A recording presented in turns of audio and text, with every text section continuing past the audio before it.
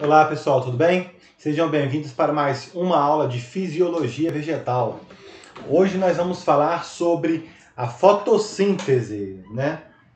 E essa fotossíntese é um fenômeno muito interessante que acontece, que se não fosse esse fenômeno, não teríamos como ter a vida no planeta Terra, né?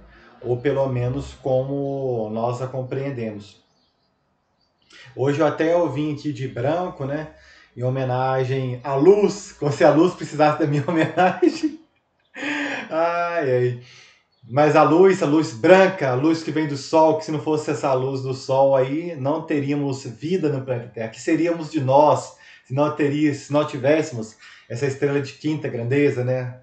Essa estrela que a gente acha tão grande, mas no universo inteiro ainda é uma estrela ainda pequena, né? Mas é uma estrela fundamental que sem a qual nós não teríamos vida aqui no planeta Terra, né? Então, esse processo desse fornecimento dessa energia luminosa oriunda do Sol, né? As ondas eletromagnéticas que vêm do Sol, se não fossem elas, se não fossem essas ondas, como que seria possível nós estarmos aqui hoje, né? Porque por mais que tenha um carnívoro aí convicto, eu não como vegetal, mas você sabe que você está comendo a carne de um animal, né? E esse animal com certeza se alimentou de planta, né? Então vamos supor, você fala que você é um carnívoro convicto, mas você come carne de vaca, por exemplo, boi. Mas aí a vaca e o boi se alimentou de quem? Da grama, né? Da forragem. E a forragem se alimentou de quem? Alimentou. Aí você fala, do solo, né, amor? Você falou lá no capítulo lá sobre nutrição mineral, que é esse elemento do solo. Sim, criatura, eu falei. Eu falei como são captados os elementos do solo, que vêm através das raízes, né? Mas como é sintetizado o dióxido de carbono? Então, dióxido de carbono, né?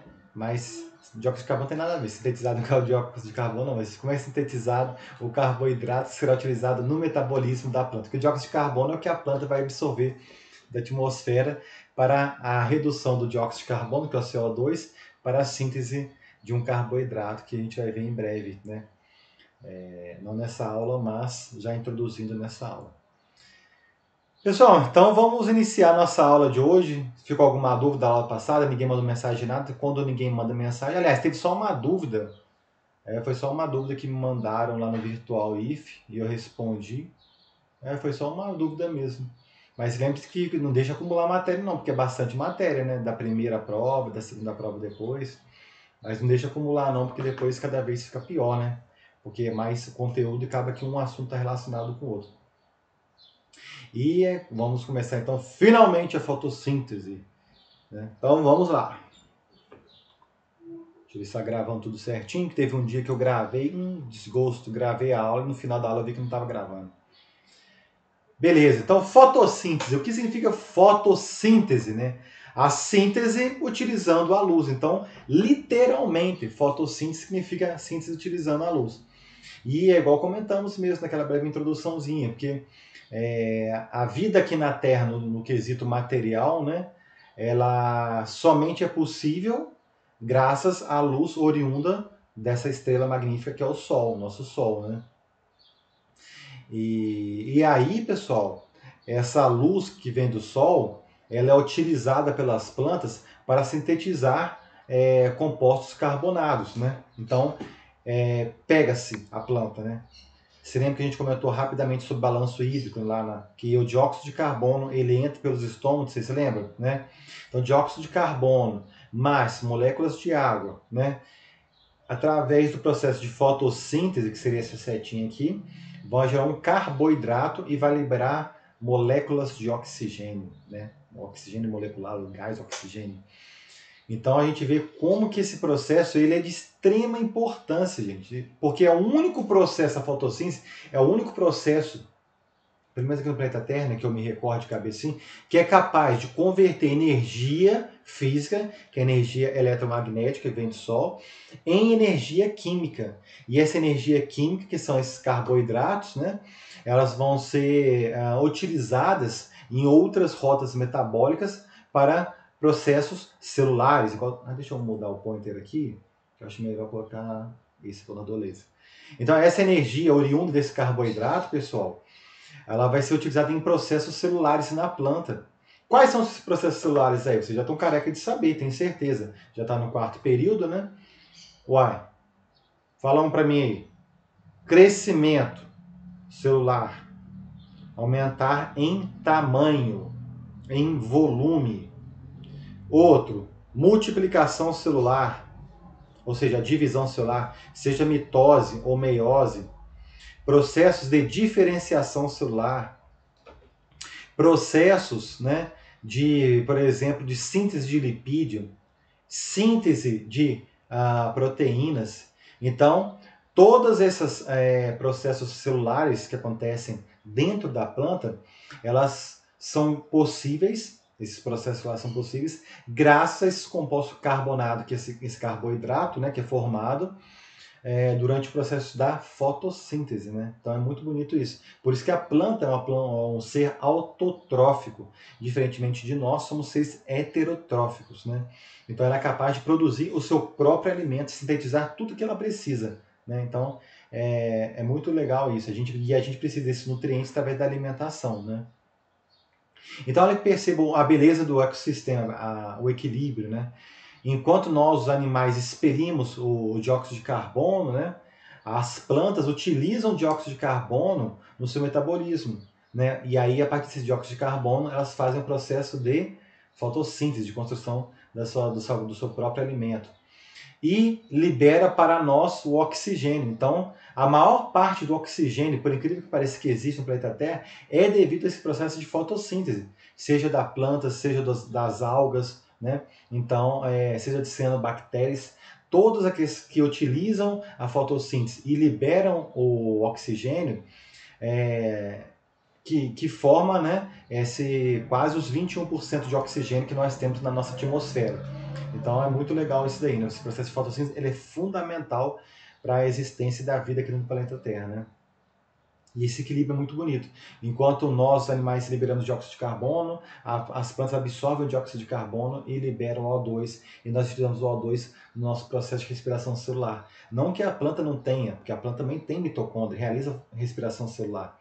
Mas esse equilíbrio que existe no ecossistema, né, essa harmonia que existe, na minha opinião, né, cada um tem a sua crença, não pode ser de outra maneira que uma evidência que existe uma sabedoria universal regendo o destino de cada um de nós, que na minha palavra é Deus, né? Mas aí você vê como que as células funcionam, como as moléculas funcionam, cada uma no seu ritmo certinho, cada uma funciona no seu momento adequado. Você vê que se não é obra da criação dos homens, não tem como dizer que não existe algo inteligente que construiu isso daí, né? O que nós está construindo, porque a gente sabe que na vida tudo evolui, né? Então é bonito você ver essa harmonia que existe na natureza. E quando a gente estuda fotossíntese, é uma dessas belezas que tem, que a ciência explica o fenômeno, né? Mas não sabe explicar lá na origem da vida, como se deu tudo aquilo lá da complexidade. Só teorias que nós temos, né? Mas enfim, então esse processo da fotossíntese gera essas moléculas, né, de carboidratos que vão ser utilizadas mais tarde para a síntese de proteínas, de lipídios. E o próprio carboidrato produzido por essas plantas, eles podem funcionar também como fonte de energia para outras formas de vida, como nós falamos no início da apresentação nossa, né? Por exemplo, os animais herbívoros se alimentam das plantas, depois vem os carnívoros se alimentam desses animais herbívoros, e depois, quando esses animais carnívoros morrem, ocorre um processo de reciclagem, de mineralização dos compostos orgânicos, né? E aí as plantas novamente reabsorvem esses compostos, né?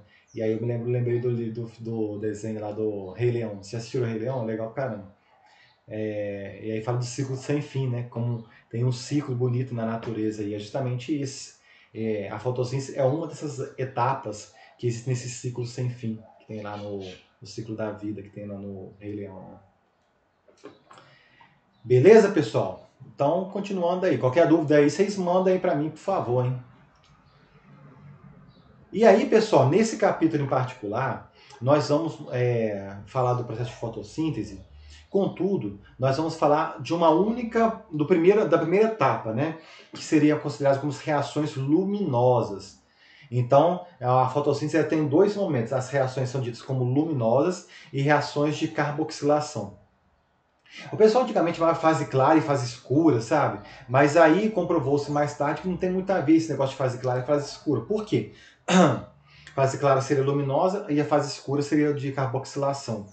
Porque a gente sabe que o momento que a carboxilação, que é a fixação do dióxido de carbono, ou seja, a redução de moléculas de dióxido de carbono, né, para a síntese do carboidrato, esse processo de carboxilação, ele é regulado pelo processo da fase, abre aspas, clara, que o pessoal antigamente falava. Então percebeu-se que era um termo inadequado. Então o pessoal, hoje mais acertadamente, né, uns chamam de reações luminosas e reações de fixação de carbono ou carboxilação. Você também vai encontrar o pessoal falando que é fase fotoquímica, fase bioquímica, sabe? Tem essas diferenças, mas eu, como estou seguindo o nosso bebê aqui, né, tá aqui, ó, você lembra que nós estamos falando agora do capítulo 7 do livro, tá? Então, só para você se lembrar de qual livro nós estamos seguindo com o roteiro, eu vou seguir a terminologia dos autores do livro aí, tá bom?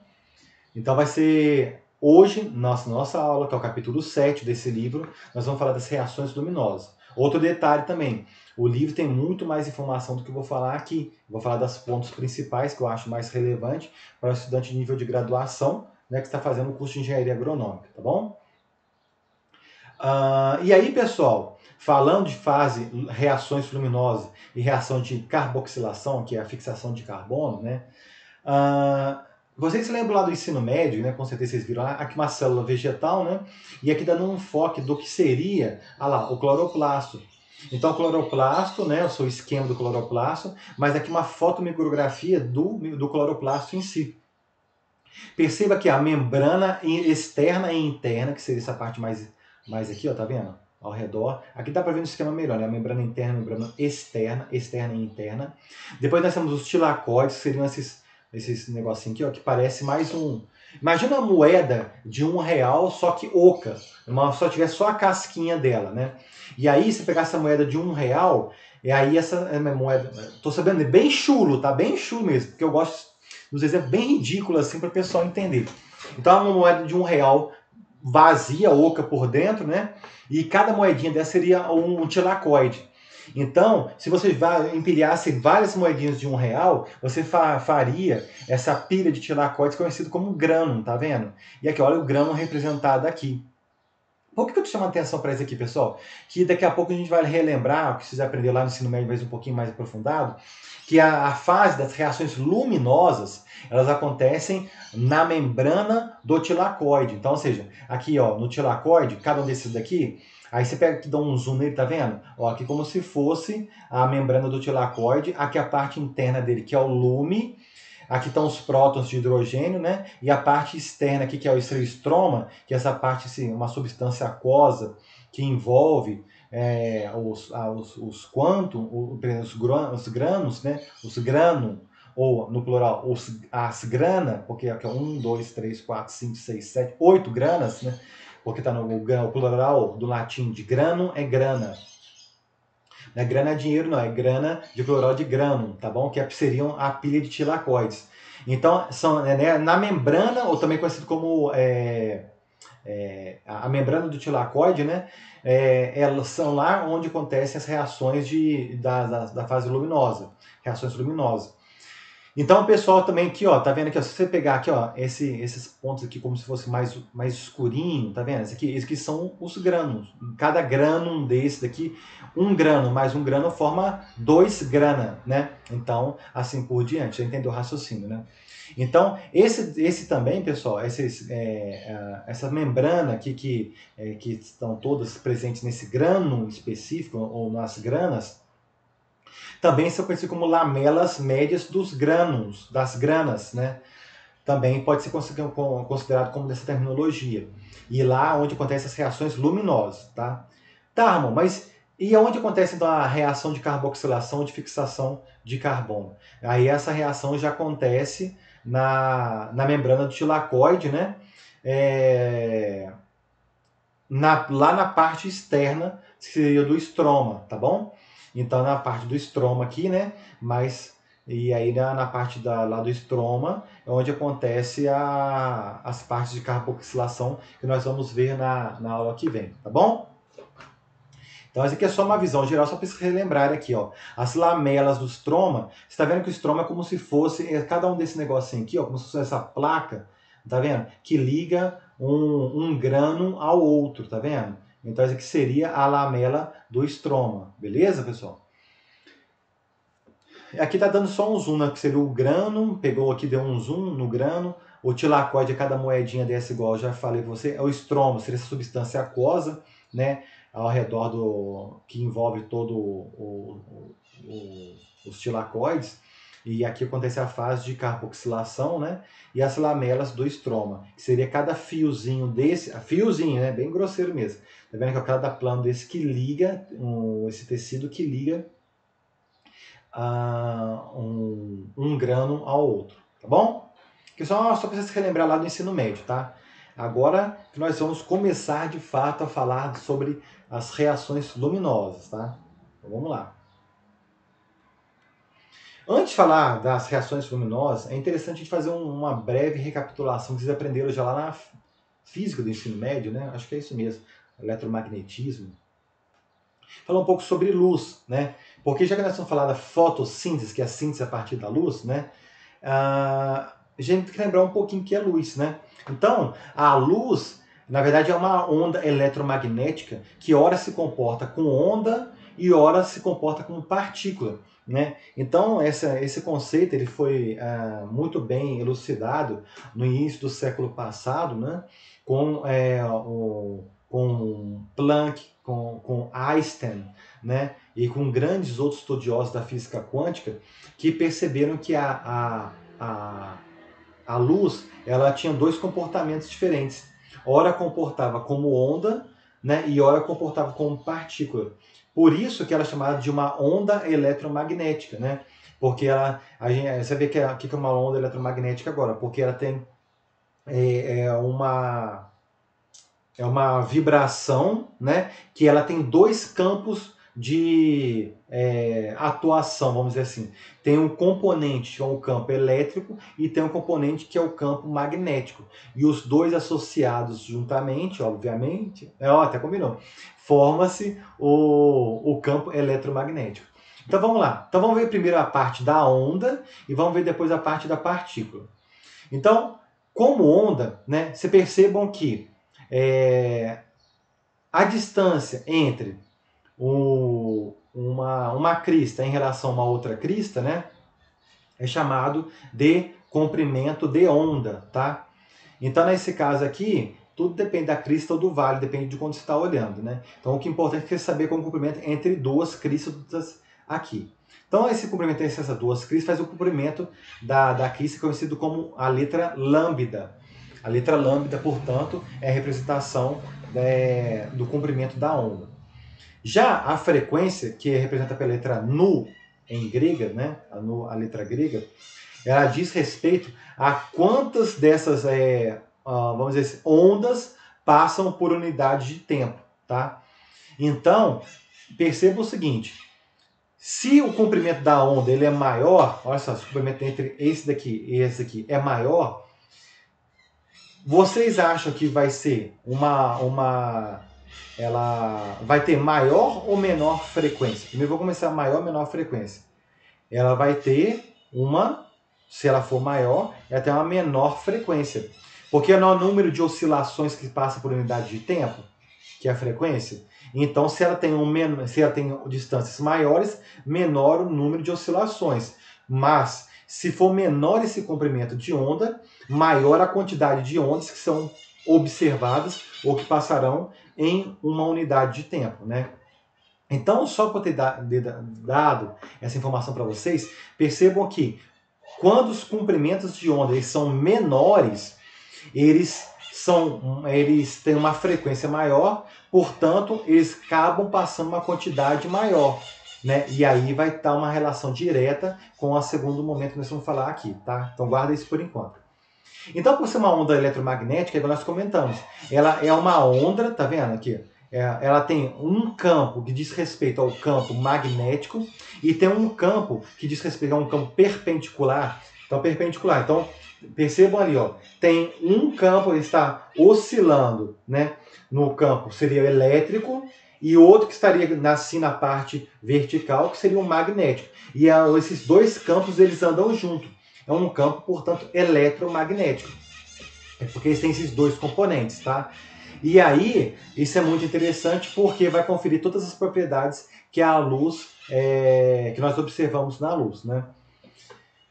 Mas como se não bastasse só essas propriedades de onda que a luz possui, ela também tem uma hora como ela comporta como se fosse uma partícula, né? E isso é muito interessante porque naqueles experimentos que foram descritos lá no início da física quântica, né? Percebeu-se que existe até a influência do observador nesse comportamento dos elétrons, que foram os experimentos que foram conduzidos lá. Porque o elétron, né, estava comportando como ora onda e ora como partícula. E aí foi muito interessante isso daí, porque demonstrou que existe uma influência do observador, da pessoa que está avaliando, no comportamento também da matéria. Então olha que legal isso, né? Se vocês digitarem isso daí no YouTube, aí, vocês vão ver vários vídeos daí de como existem vertentes de pensamento da física, porque são várias escolas que estudam a física quântica, cada um tem uma forma de abordar o assunto, né? Mas tem algumas escolas que falam que o nosso próprio pensamento, que seria um produto do nosso ser, do nosso espírito, né? Ele influencia diretamente na nossa vida também. Porque a influência do observador, daquele que está analisando os fatos, também pode desencadear e alterar o seu ambiente. Então é legal isso daí também, né? Mas voltando isso daí, voltando na aula aqui.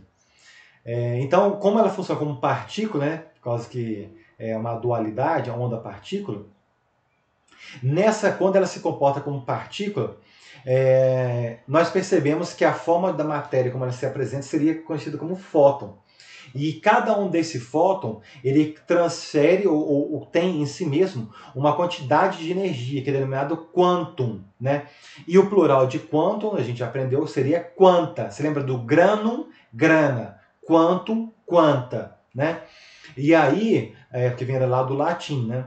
Então, cada um desses fótons tem uma quantidade de energia própria dele. Então, a luz ela vem em pacotes de energia denominado fóton. Então, cada onda com sua frequência específica tem uma energia específica. Né? Então, como eu disse, o conteúdo de energia não é emitido continuamente, mas em pequenos pacotes que vem nesses fótons aqui. E cada um desses pacotes tem uma quantidade de energia que é correspondente a ele. Né? E essa energia que vem nesses fótons depende diretamente da sua frequência. Então percebam, voltando no comportamento da onda, né? Quanto menor o comprimento de onda, então, aqui, ó, menor a distância dessas duas cristas aqui, ó, esses dois vales, né? Quanto menor, maior a frequência. Maior a frequência, maior a energia que será passada por unidade de tempo ali, né? Então, olha como que é interessante isso, né? Ondas de comprimento menor são mais energéticas quando comparadas a ondas de comprimento maior. E isso vai ficar bem claro nos próximos slides que a gente vai mostrar aqui para vocês, tá? Então, o que a gente percebe, né? Eu zoei aqui com o tô vindo de branco em homenagem à luz, né? Mas a luz, na verdade, é uma mistura de várias ondas eletromagnéticas, né? A luz que vem do Sol. Então, é como se fosse, no livro tem essa metáfora, que a luz solar é como se fosse uma chuva de fótons. Por quê? São várias ondas eletromagnéticas. Tem a onda correspondente à do vermelho, a onda correspondente ao laranja, ao amarelo, ao azul, ao violeta e o verde, né? Todas essas ondas, né, vibrando ao mesmo tempo, oscilando ao mesmo tempo, né? Elas como se fosse uma chuva, cada uma com esses fótons, como se cada um deles fosse um tamanho de uma gota de água. Gotas de água maiores, gotas de água menores, né? Então, olha que legal essa comparação aí, né? Então, é justamente isso. Então, cada um dessa gotinha, né, seria um fóton. Então, e é o conteúdo dele, né, a quantidade de água, seria a quantidade de energia que cada uma desses fótons conseguiria trazer para que a planta pudesse utilizar no seu metabolismo. Então, essa aí é... Só para a gente relembrar rapidinho do conceito de luz, né? Óbvio que eu não pretendo se esmiuçar aqui na internet. Quem tiver a curiosidade, você pode destrinchar isso na internet e comentar alguma coisa que por um acaso ler achou interessante que eu deixei de falar aí, tá?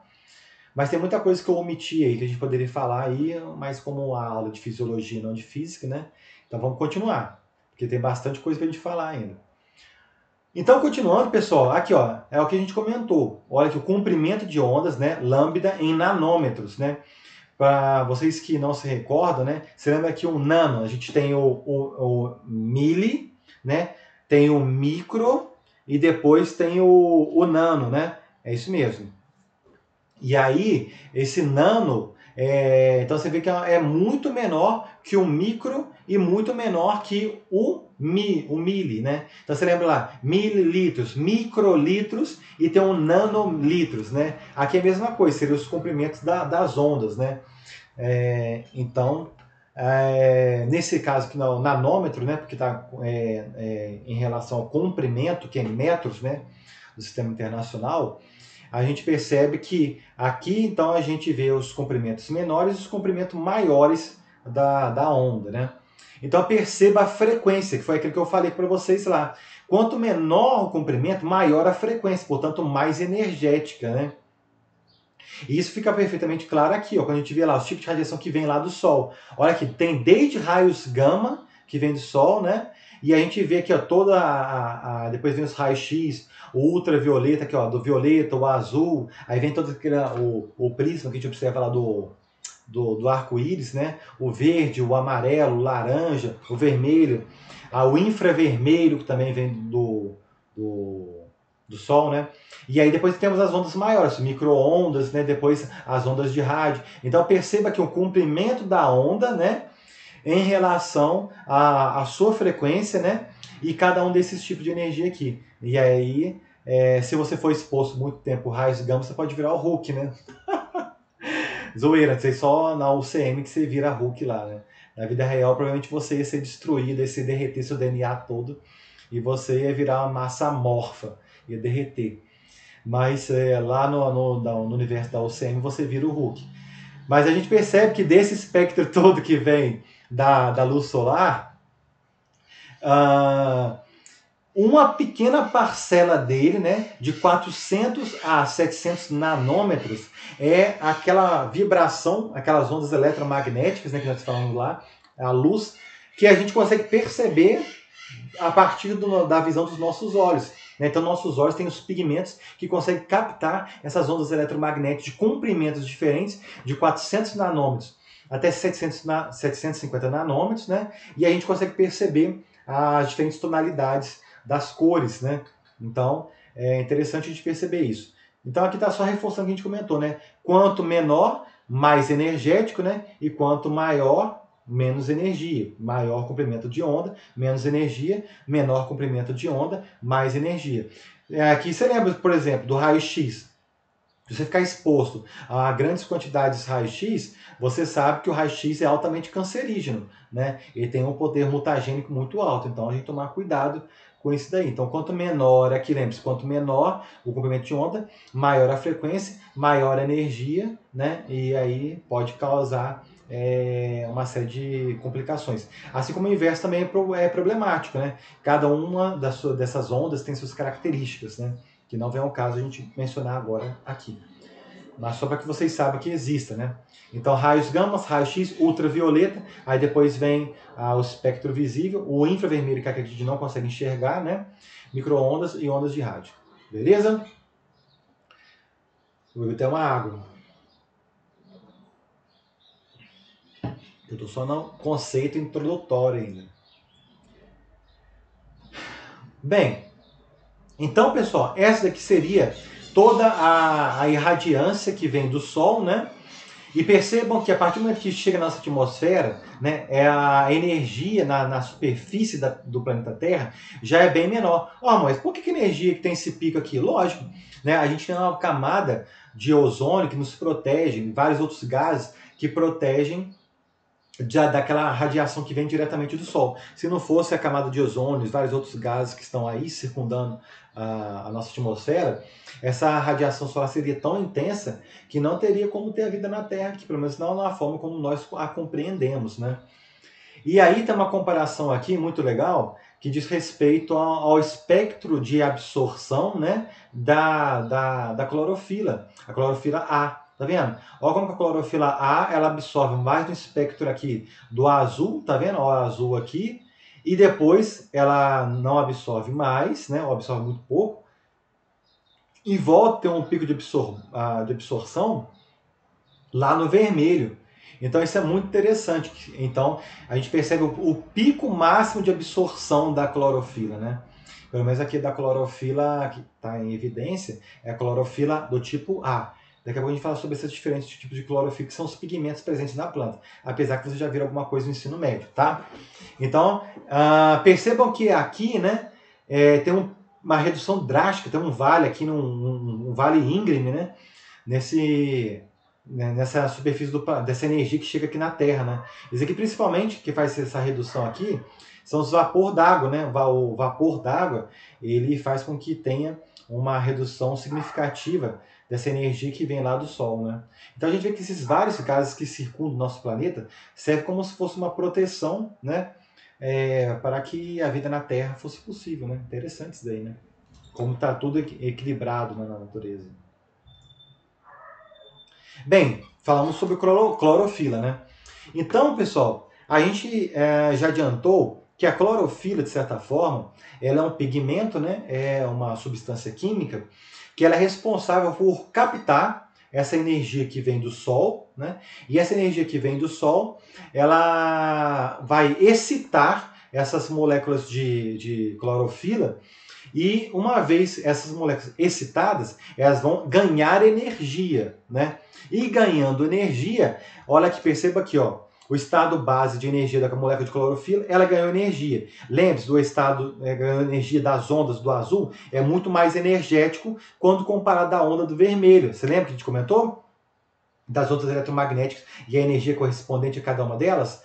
Pois bem, então aqui na onda do azul é muito mais energético, então ela está no estado de excitação maior, de vibração maior.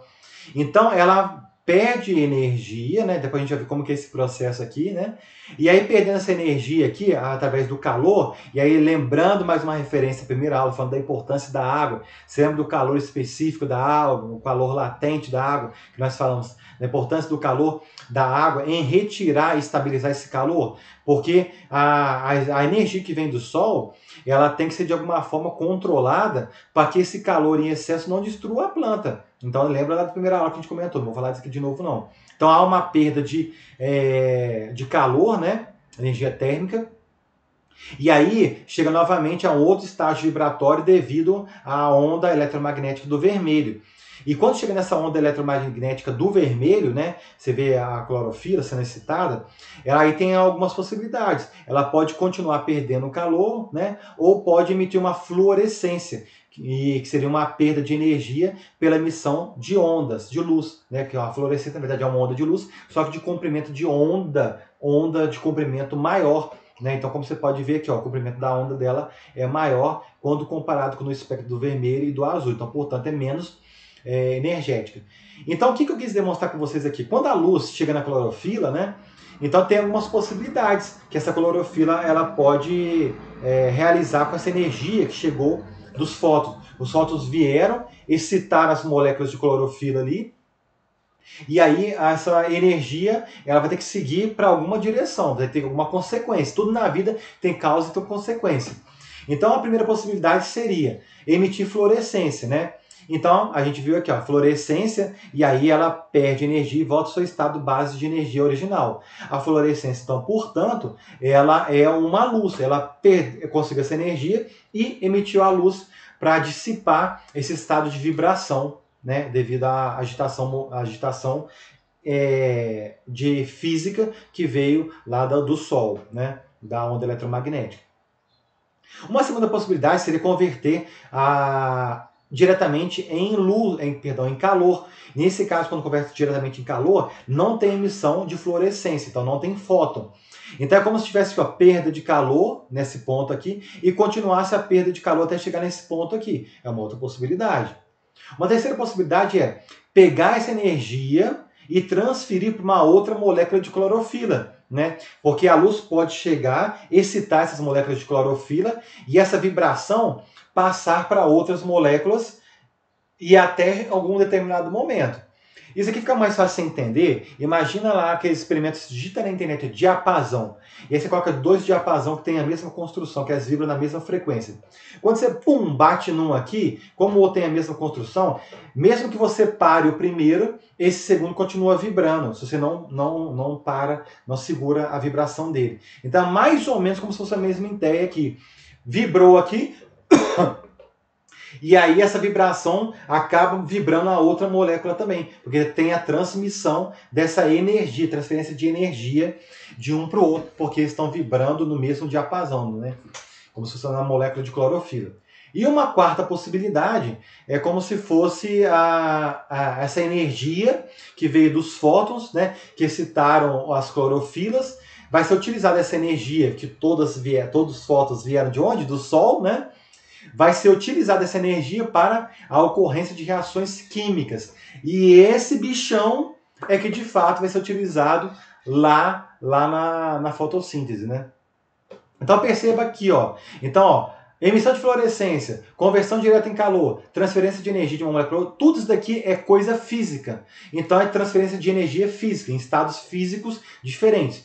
A partir do momento que a energia da luz ela é utilizada para reações químicas, né? A gente já vê onde acontece isso, que são lá nos fotossistemas, aí sim começam as reações efetivamente bioquímicas, fisiológicas, que nós vamos falar aqui, que são utilizações, né, daquela energia oriunda do Sol, que vieram lá dos fótons, né, para ser utilizada em reações redox lá nos fotossistemas, tanto 2 quanto 1. Beleza, pessoal? Então isso aqui está bem simplão aqui, espero que tenha sido claro. Qualquer coisa vocês me perguntem aí, tá? E é tanta coisa para falar que eu fico até com medo de ter pulado alguma coisa interessante, mas eu acho que eu falei tudo importante aqui desse slide. E aí, dando um zoom nesses pigmentos, né, nós temos a finalidade precípua desses pigmentos seria, portanto, a absorção dessa energia solar, que está vindo lá em pacotes, né? Você lembra lá dos fótons, cada um tem o seu quantum, né? Tem a sua energia relacionada a ele, por causa da sua própria vibração, do seu campo eletromagnético, vocês lembram, né? E esses pigmentos, nós vamos falar um pouquinho deles agora aqui, seriam as clorofilas, né? Nós temos aqui, ó, temos as clorofilas, a B e a bacterioclorofila A, encontrada em alguns tipos de bactérias que possuem, né, clorofila nesse formato aqui, tá? Pensando que a única coisa que está mudando seria essa parte em amarelo, porque a demais estrutura aqui seria idêntica, tanto da A, B e a bacterioclorofila. Tá? Nós temos também outros tipos de pigmentos, são os carotenoides e os pigmentos bilinas. Esses aqui também estão presentes em vários organismos fotossintetizantes. Já esses daqui, os pigmentos bilinas, eles são encontrados em cianobactérias, tá bom, pessoal? Então, olha que interessante aqui, ó. Onde nós vamos encontrar esses pigmentos aqui, ó, essas clorofilas? Elas têm grande quantidade dessa clorofila aqui lá no cloroplasto. Então, olha aqui, ó, clorofila, cloroplasto, né? Então, ela te ajuda a associar uma coisa à outra, tá? Então, esses pigmentos estão presentes lá no cloroplasto. A gente falou lá na parte introdutória o que é o cloroplasto, né? E aí, lembra lá das aulas de citologia, o que é o cloroplasto e tal. Vou ficar dando... Daqui a pouco a gente vai falar sobre ele mais lá na frente de novo. E aí, esses pigmentos, né, que é a clorofila A e B, elas estão abundantes, né, presente em grande quantidade nas plantas verdes. Então, nessas plantas, todas que nós utilizamos aí, nós somos engenheiros agrônomos, todas essas plantas, sejam milho, seja soja, feijão, algodão, né, todas essas têm grande quantidade de clorofila A e B, tá? Já os clorofilas do tipo C, D e F, elas são mais comuns em protistas e cianobactérias, ok? E, particularmente, né, esses pigmentos bilinas aqui, eles têm grande quantidade, né, também grande concentração nas cianobactérias. Ok, pessoal? E aí, só para pegar um gancho que a gente comentou no slide passado, da vibração das ondas eletromagnéticas, né, que vem da luz do Sol, esses quantum, esses pacotes de energia, que como é que eles atuam? Aqui vocês percebam aqui que é um anel tipo porfirina, né, que nós temos aqui da clorofila. Então a gente tem esse como se fosse uma grande antena, parece uma antena, né? E a gente tem esse corpo aqui de carbono, que ele é hidrofóbico. Ele serve muitas vezes para ancorar, né, numa proteína que tem uma parte hidrofóbica e acaba que um se une ao outro através de ligações não covalentes, né, mas bastante estável, formando pigmentos, pigmentos proteicos. Daqui a pouco a gente fala sobre isso daí também. Então, como que atua lá, pessoal? Aquelas fotos vêm aqui, ó, nesse anel, e tá vendo aqui que o magnésio, olha a importância da nutrição que a gente falou lá na passada. Você lembra que eu falei com vocês que quando faltava nitrogênio, por exemplo, as plantas ficavam amareladas? Por quê? Olha aqui, ó, olha o nitrogênio aqui nesse anel, galera. Aqui, ó, tá vendo aqui? Então, se você não tem nitrogênio aqui, o que vai acontecer? Não vai ter clorofila, a planta vai ser verde? Não, não vai ser verde.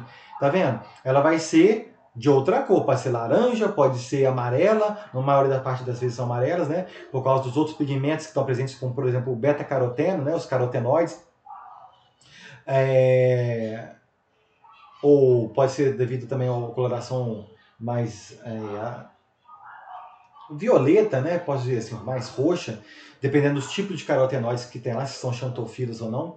Mas enfim, o que é importante olha a importância do nitrogênio na formação da clorofila. E olha também uma outra importância do magnésio. Olha o magnésio aqui, sendo o átomo, né, central aqui nesse anel tipo porfirina, né? Que é um anel de, assim, bem semelhante do grupo M da hemoglobina. Então olha como que é legal esses vínculos que nós temos aqui, né? Tanto das plantas como nos animais, né? Como uma coisa acaba sendo meio que reaproveitada em outros grupos, né? Em outros sistemas, outros reinos, né? Nas plantas, nos animais. Eu acho muito legal isso daqui. Você vê que existe uma semelhança, né? E aí, pessoal, existem elétrons aqui, ó, nesse anel aqui, ó, nesse centro, que estão frouxamente ligados. Então, quando aqueles pacotes de energia vêm lá dos quantos, né, dos fótons e com seus pontos respectivos, eles fazem com que esses elétrons saem de orbitais que estão relativamente estáveis para orbitais instáveis. E esses elétrons, ao sair dessa molécula de clorofila, vai ser utilizado no processo de fotossíntese que nós vamos ver daqui a pouco. Guarda essa informação que ela é muito importante, tá? Então, beleza, pessoal. Então, ficou claro isso daqui? Então, isso foi em relação à clorofila. Vamos continuar, então, falando um pouquinho dos carotenoides, que estão aqui, ó. Então, os carotenoides, normalmente, eles possuem uma coloração amarela, alaranjada, né? Por quê? Porque a clorofila, vocês viram que ela tem alguns comprimentos de onda que ela absorve mais do que outros. Assim como os carotenoides, que a gente vai ver daqui a pouco também, né? E isso, dependendo do comprimento de onda que ela absorve, aqueles pigmentos que tem ali, eles vão refletir outros comprimentos de onda que eles não absorvem. Então, como eles têm a absorção em determinados comprimentos de onda, tem outros que eles não absorvem. E aquilo que nós observamos com os nossos olhos são as ondas eletromagnéticas justamente que são refletidas, aquelas que as plantas não absorvem. É legal isso, né? Então, isso é com relação ao carotenoide. Daqui a pouco a gente vai falar sobre isso daí no próximo gráfico aqui. Então, os carotenoides eles estão presentes em todos os organismos. Normalmente, todos os organismos fotossintetizantes eles estão presentes também. Porque eles, de certa forma, também eles são pigmentos acessórios do processo de fotossíntese. O que é um pigmento acessório? Poderíamos dizer que o principal, né, a estrela, né, de pigmentos seriam as clorofilas. Mas nós temos os coadjuvantes, que seriam acessórios também. Por quê? Porque, assim como a clorofila A, a clorofila B, que a gente falou ali, elas absorvem preferencialmente em alguns comprimentos de onda, os carotenoides vão absorver em outros comprimentos de onda. E além de absorver em outros comprimentos de onda, eles também têm regulação, finalidade, como proteção contra danos causados pela luz, né? Por quê? Se a luz estiver em grande quantidade também, ela pode estimular de tal forma a fotossíntese que ela pode ficar tão energética que isso pode passar essa energia diretamente para o fotossistema, daqui a pouco a gente vai falar sobre isso, desestabilizar todo o fotossistema. Então o carotenoide seria como, abre aspas, bem chulão, um freio de burro, porque você segura um pouco da energia que seria transferida integralmente para o fotossistema, e isso poderia causar danos no fotossistema. Então olha que legal a outra finalidade do carotenoide, que seria você também, que seria absorver essa energia, né, e transferir de uma forma adequada, mais lentamente, né, de uma forma não abrupta, né, e aí você facultar esse funcionamento perfeito do fotossistema. Então é muito interessante também essa utilidade dos carotenoides, né. Então foi aquilo que eu falei. Olhem aqui, cada pigmento ele tem uma absorção num dado comprimento de onda. Vamos pegar, por exemplo, aqui a clorofila do tipo A, tá vendo? Aqui, ó, essa é violeta? É violeta, né? Aqui, ó, às vezes eu acho que eu sou daltônico. Perceba que, ó, a coloração violeta tem um pico máximo aqui na casa do azul, praticamente, né? Depois cai abruptamente, tá vendo? E esse vale aqui, pessoal, se vocês se lembrarem lá do espectro do visível, é justamente a região do verde. Olha que legal aqui, ó. Essa região aqui é a região do verde, que ela está refletindo. Então a clorofila volta absorvendo a A que a gente está observando, né? No espectro mais ou menos do vermelho, tá? Do vermelho aqui. Então olha que legal isso daqui, muito interessante. Porque a clorofila A absorve na região do azul, na região do vermelho. Naquela região que ela não absorve, ela está refletindo.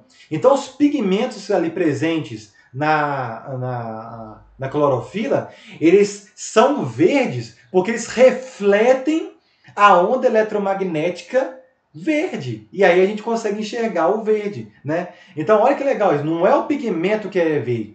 Ele é verde porque ele está refletindo o comprimento de onda verde que nós conseguimos captar com os nossos olhos. Então percebam que cada um desses daqui tem o seu... cada pigmento desse absorve num comprimento de onda. Vamos pegar aqui, ó, por exemplo, a gente falou lá do carotenoide, né? O beta-caroteno, por exemplo, aqui, ó. Esse beta-caroteno, olha aqui o comprimento de onda que ele absorve preferencialmente, né? Olha aqui, aquilo é a clorofila A, né? Olha aqui a clorofila, perdão, aqui já é o carotenoide, o beta-caroteno. Ah, qual que tem beta-caroteno, Ramon? Pega a cenoura, ô criatura, pega a cenoura lá e vê uma cenoura. Aquilo lá é puro beta-caroteno. Pega o milho, o grão do milho, e vê lá o amarelinho, não é? É puro beta-caroteno. Então, o beta-caroteno ele é amarelado a alaranjado, tá?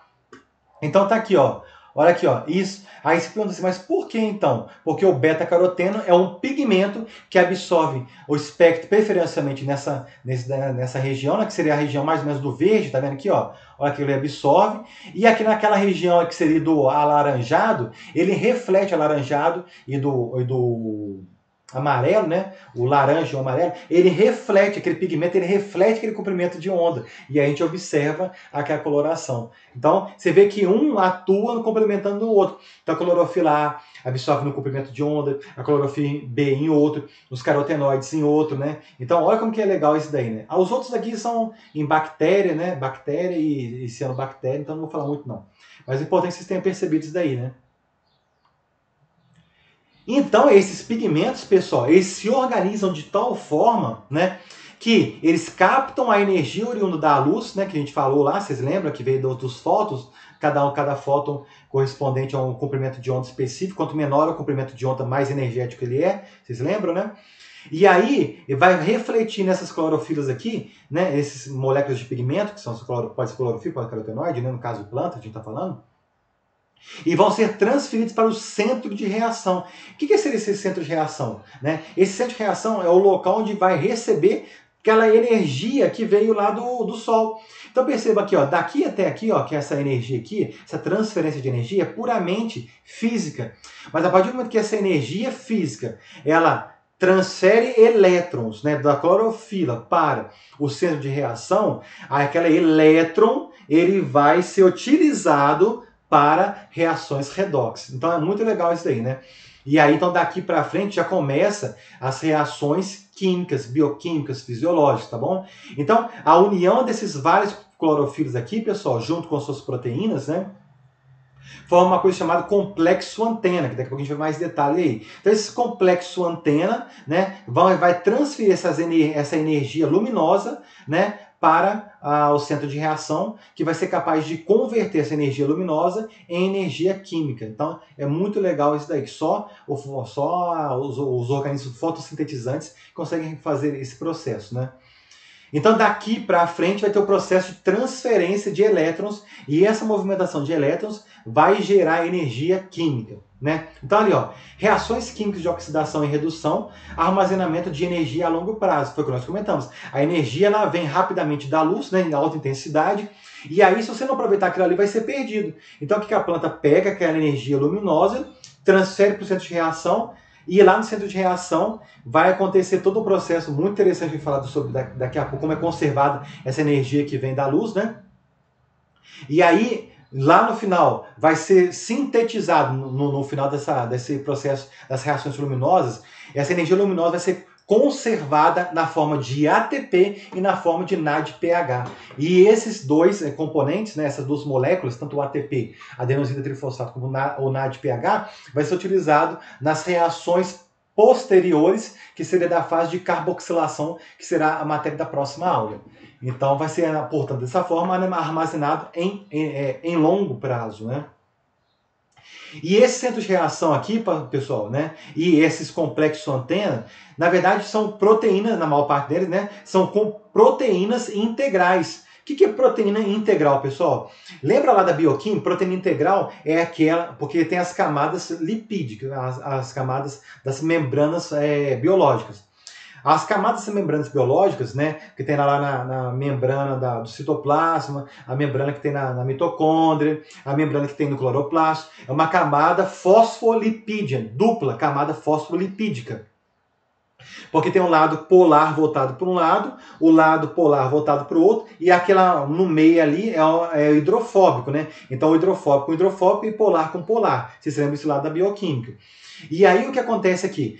Como essas proteínas são proteínas integrais, ela tem tanto de um lado dessa membrana, quanto do outro lado, o lado externo e o lado interno. Por isso são proteínas integrais, né? Então, esse centro de reação, que são o fotossistema 1 e 2, por exemplo, junto com suas proteínas integrais, daqui a pouco a gente fala sobre elas, né? Que na verdade são proteínas que estão tanto de um lado da membrana quanto do outro lado da membrana. A gente fala sobre isso daqui a pouco aí.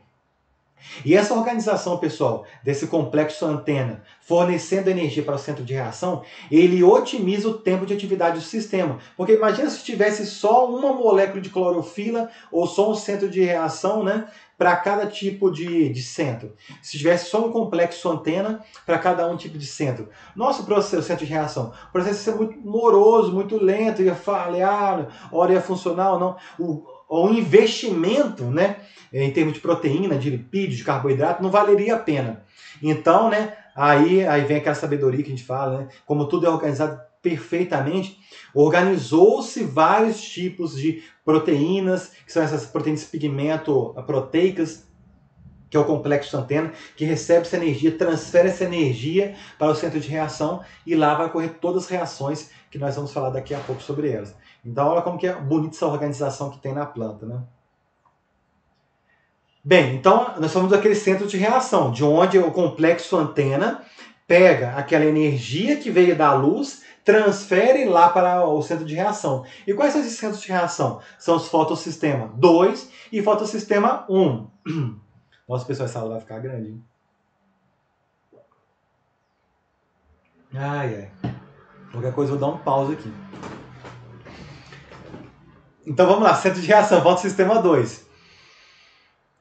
Então, pessoal, vamos começar aqui o fotossistema 2. Qual a característica do fotossistema 2? Depois a gente fala do 1, tá?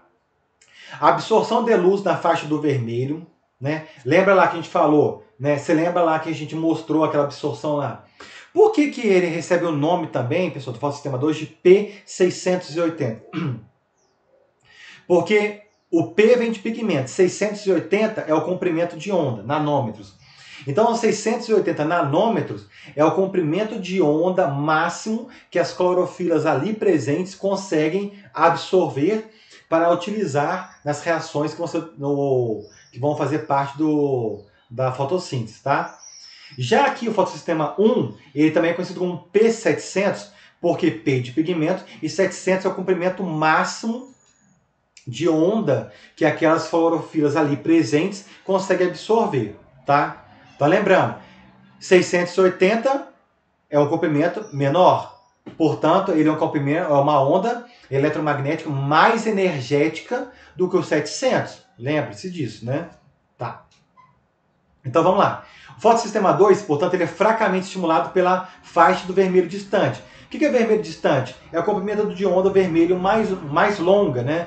Por quê? O comprimento de onda mais longo do vermelho é absorvido pelo fotossistema 1, né? E aqui o fotossistema 2, ele também vai produzir um forte oxidante, porque o fotossistema 2, ele vai oxidar a molécula de água, né? A molécula de água, a gente falou lá na primeira aula, que é o super estável, né? A gente falou todas aquelas características das pontes de hidrogênio e tudo mais, né? E vocês sabiam que o único sistema assim, capaz de fragmentar, pelo menos que eu estou lembrando aqui, naturalmente, a molécula de água e utilizá-la no seu metabolismo, seria esse sistema é o fotossistema. Porque ele gera, fotossistema 2, um poder oxidante tão grande que ele é capaz de degradar a molécula de água, que vai retirar elétrons dessa molécula de água para ser utilizada no fotossistema, tá? Então daqui a pouco a gente vai falar sobre isso aí também. Vou dar só uma visão geral aqui, tá? Porque a gente está em conceitos gerais ainda. E aí, pessoal, esse forte oxidante que é aqui, o fotossistema 2, ele vai gerar, depois que ele foi reduzido, que recebeu o elétron, um redutor fraco. Então lembre-se, redutor, né? Lembre-se, toda vez que você recebe, você não, né? Você também, mas toda vez que uma molécula recebe elétrons, ela foi reduzida. Toda vez que é o momento que ela perde elétrons, ela foi oxidada. Você lembra disso, da química orgânica e da bioquímica, né? E aqui o procedimento é o mesmo. Então, se ela recebeu elétrons que vieram lá da clorofila, né? Lembre-se lá, aí o que vai acontecer? Recebeu, reduziu. Reduziu, olha lá, o estado reduzido dele, é um redutor fraco. E aí, esse elétron vai passar por uma cadeia transportadora de elétrons, que aí vai chegar no fotossistema 1. Esse fotossistema vai ser estimulado novamente, esse elétron vai ser estimulado novamente pelos fótons ali, né? E aí vai esse fotossistema 1 é um oxidante fraco, ele vai se tornar um redutor forte por ter recebido elétrons do complexo antena aqui ao redor dele. E aí esse redutor forte, né, vai transferir o elétron para o receptor final, que é o NADP, formando o NADPH. Então, essa aqui está uma visão geral. Nesse processo aqui, pessoal, né, você perceba que o fotossistema 2, ele atua em conjunto com o fotossistema 1, estão interligados, né? E aqui, percebam um pequeno detalhe. Os elétrons saem da clorofila, né, que tem aqueles elétrons frouxamente ligados, mas aí alguém tem que repor esse elétron para que o processo como um todo, ele perpetue. Quem vai doar esse elétron aqui? Vai ser a molécula de água. Então lembre-se lá, que a água tinha função fundamental. As águas, ela que entra dentro da planta, a gente falou lá, que 97% da água que é absorvida é utilizada nos processos de transpiração, né? De manutenção do calor da planta, né? E apenas 2%, lembra na primeira aula que a gente fez de fisiologia, apenas 2% de toda a água que é absorvida na planta é utilizada na fotossíntese, justamente aqui. Ela é utilizada como doadora de elétrons. A água, então, ela é oxidada dos elétrons. Então, aqui, ó, duas moléculas de água são oxidadas, vão formar, portanto, um oxigênio molecular, né? Ou então, na verdade, um gás oxigênio, né? Vão formar 2 prótons H+, e esses elétrons, 4 elétrons, esses elétrons que foram gerados, vão participar dessa cadeia transportadora de elétrons e todo da fotossíntese aqui. Gerando também, aqui está omitindo, né? Vai gerar ATP e vai gerar o NADPH. Por que está mostrando somente o NADPH aqui, pessoal? Porque o NADP, ele é o aceptor final desse elétron que passa aqui. Esse movimento aqui, ó, perceba que parece que é um Z, né? Aqui, ó, olha que vem aqui, Subiu, desceu. Subiu, desceu. Então esse Z vem de zigue-zague, porque sobe e desce. Zigue-zague. Então esse esquema Z aqui da fotossíntese é o esquema que demonstra o movimento dos elétrons de uma forma acíclica. O que é acíclica? Ele começou aqui e vai terminar lá no final, sendo o aceptor final o NADP, formando, portanto, o NADPH, que será utilizado na etapa posterior da fotossíntese, que é a parte de carboxilação. Então, olha a beleza desse esquema todo aqui, né? Como tudo está uma coisa encaixada na outra, né? Funcionando em harmonia com a outra. Então, essa é uma visão geral do processo, tá bom, pessoal? Ficou claro? Né? Então, essa visão geral só durou 1 hora. Agora que eu acho que eu vou começar a desmiuçar para vocês aqui. Vamos ver aqui no próximo slide. Isso mesmo. Então eu acho que vou continuar falando aqui. Se eu cansar, eu vou parar e vou continuar depois no próximo vídeo, pessoal. Que ainda tem muita coisa no slide número 13. Mas vamos lá, vamos falar até quando der. Né? Até quando não tiver barulho passando ali. Até minha água permitir também. Então vamos lá. Depois de ter mencionado essa parte introdutória, né, dessa visão geral, a importância da luz, como está organizado os fotossistemas, clorofila e tudo mais, os pigmentos, vamos dar um zoom lá no cloroplasto, né, porque o cloroplasto, de fato, é aquela organela, né, responsável pelo processo, o famigerado, o processo da fotossíntese. Porque se não fosse cloroplasto, né, aí vem toda aquela teoria da endossimbiose, que vocês já estudaram lá, que eu não vou ficar falando aqui, né, porque vem falando que o cloroplasto, no passado, poderia ter sido uma bactéria que entrou lá dentro, é assim como mitocôndria, né, de patati, patatá, que não vou falar disso aqui não, vocês lendo lá no livro de vocês lá de histologia, tem certeza, eu lembro lá da histologia, que lá está descrito, né, no livro da bioquímica também tem aqui, tá? Se quiser ler depois o livro de bioquímica, esse livro aqui, ó, que eu sugiro, eu tenho aqui, ó, Princípio de Bioquímica de Lenig, que é bom demais. Ele fala um pouco disso aí também, tá? Mas nos livros de citologia é mais focado. Mas enfim, vou falar um pouco do cloroplasto então. Pessoal, o cloroplasto, né, você já viu nos slides iniciais lá, ele é composto de tilacoide, né? Vários tilacoides reunidos, né? Faz aquela pilha, e aquela pilha é, portanto, chamada de grânulo. Vários grânulos reunidos formam os grana, né? E aí, isso aqui é a parte do miolo, né? Na parte de dentro do cloroplasto, né? E a gente sabe que esse cloroplasto tem a parte da membrana externa, o envoltório externo, mas também tem o envoltório interno, que isola esse cloroplasto do citoplasma, né? E aí, lá dentro, nós vamos encontrar as lamelas estromais. Nas lamelas estromais, pessoal, é onde nós vamos encontrar a maior quantidade ou sítios do fotossistema 1, tá? Lembrando que lamelas estromais vamos encontrar a maior quantidade de fotossistema 1. Nas lamelas granais, lembra de grano. Grano tem tilacoides.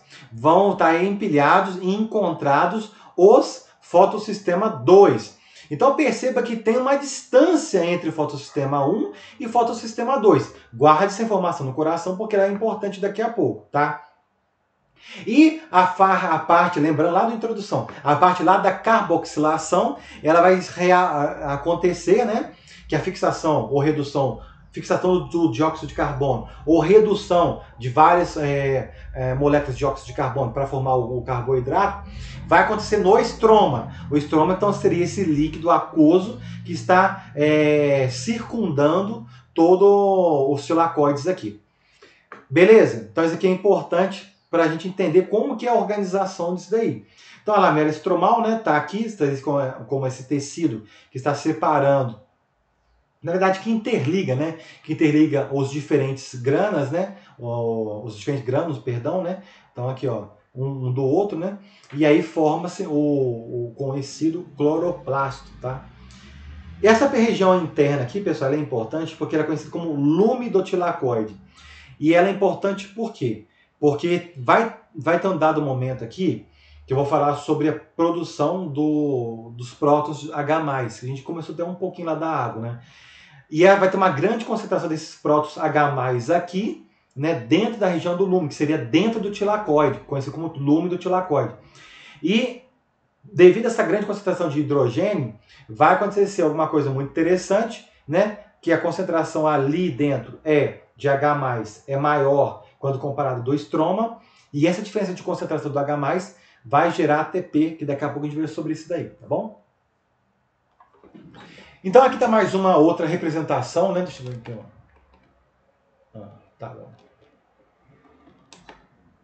Tô vendo aqui como é que tá. Tá, agora ficou pior, né? Deixa melhor assim. Claridade aqui do monitor. Então aqui está uma outra fotomicrografia, né, de cloroplasto, evidenciando aquilo que nós mostramos lá no slide inicial, né? As lamelas estromais, né? Então você vê que é como se fosse cada risquinho fininho daquele ali, né? As lamelas granais que estão empilhadas, seria esse aglomerado aqui, né? Os tilacoides, que seria cada um desses riscos, né? Daquelas moedinhas, sempre que a gente falou no início da aula, daquelas moedinhas ali, né? E o estroma seria aquela parte aquosa que envolve todos os tilacoides ali, por exemplo, aquelas lamelas estromais e as lamelas granais que estão ali. E é onde no estroma que acontece também a reação de carboxilação.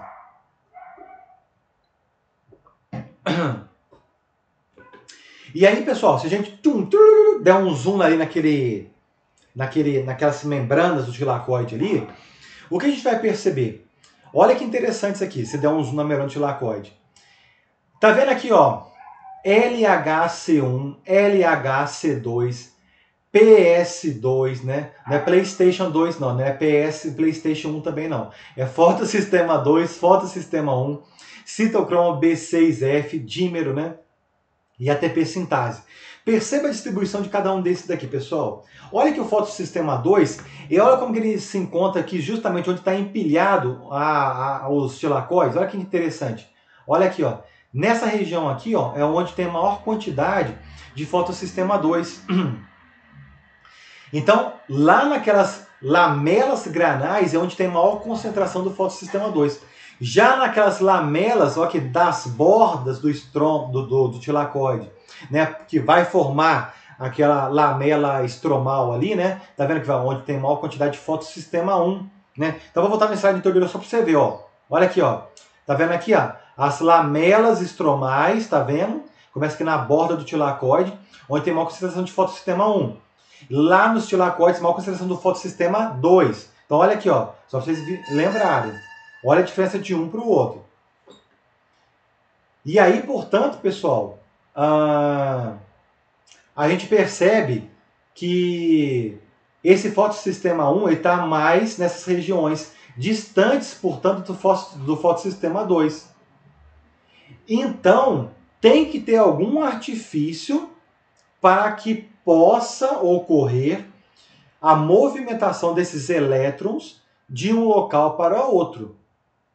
Porque senão não teria como acontecer a cadeia transportadora de elétrons, que é o esquema Z zigue-zague que acontece naquele esquema que a gente mostrou lá, que é o esquema Z da fotossíntese, onde os elétrons são excitados, ganham energia, ganha potencial de redução e aí vai movimentando aquele esquema Z lá, tá bom? Então, guardaram isso aqui, né? Perceba que o citocromo B6F, que isso aqui é tudo proteína, tá, pessoal? Então, aqui, ó, esse dímero aqui, ó, esse trímero, o PS2, o citocromo, PS1 e a ATP sintase, são todas proteínas ou enzimas, né? Integrais. Portanto, perceba aqui, ó, tem de um lado da membrana e tem do outro lado da membrana. Tá vendo que tem tanto de um lado quanto do outro da membrana? Um lado e do outro lado. Tá vendo aqui, ó? Todos são assim, ó, de um lado e do outro, de um lado e do outro. Essas são proteínas integrais, fundamentais para que aconteça o processo de fotossíntese. O fotossistema 2 e o fotossistema 1 são centros de reação, tá? O citocromo, daqui a pouco a gente fala um pouco sobre ele também.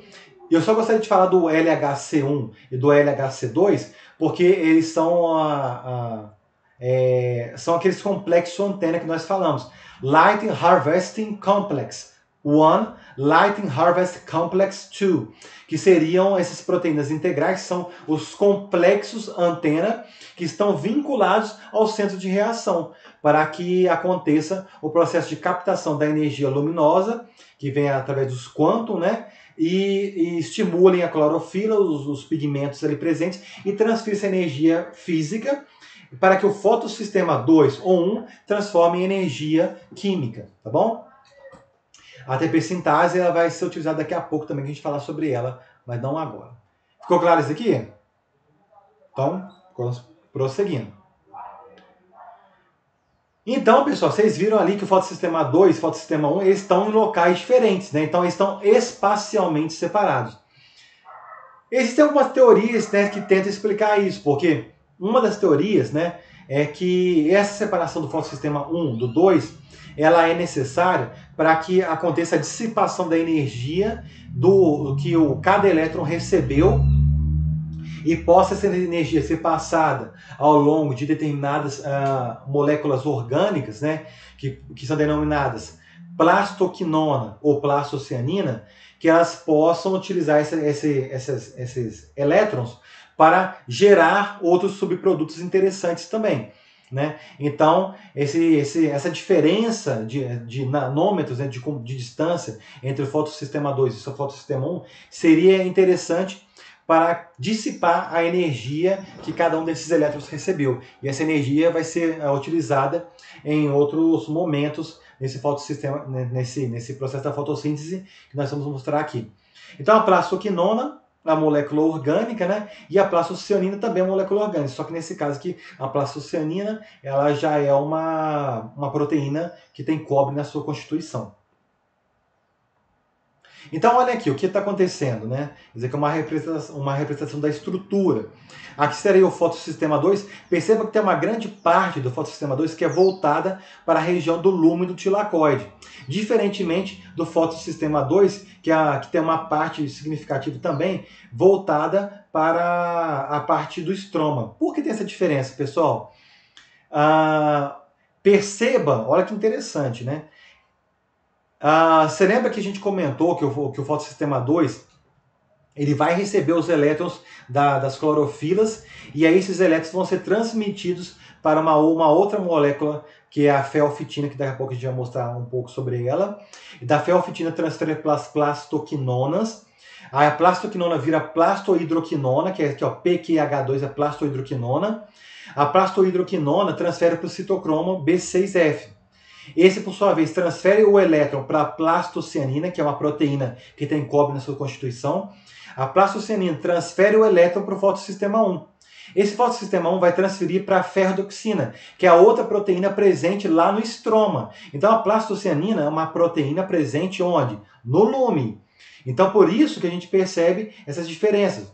A ferrodoxina, que é uma proteína que tem ferro e enxofre na sua constituição, ela é presente na região do estroma, né?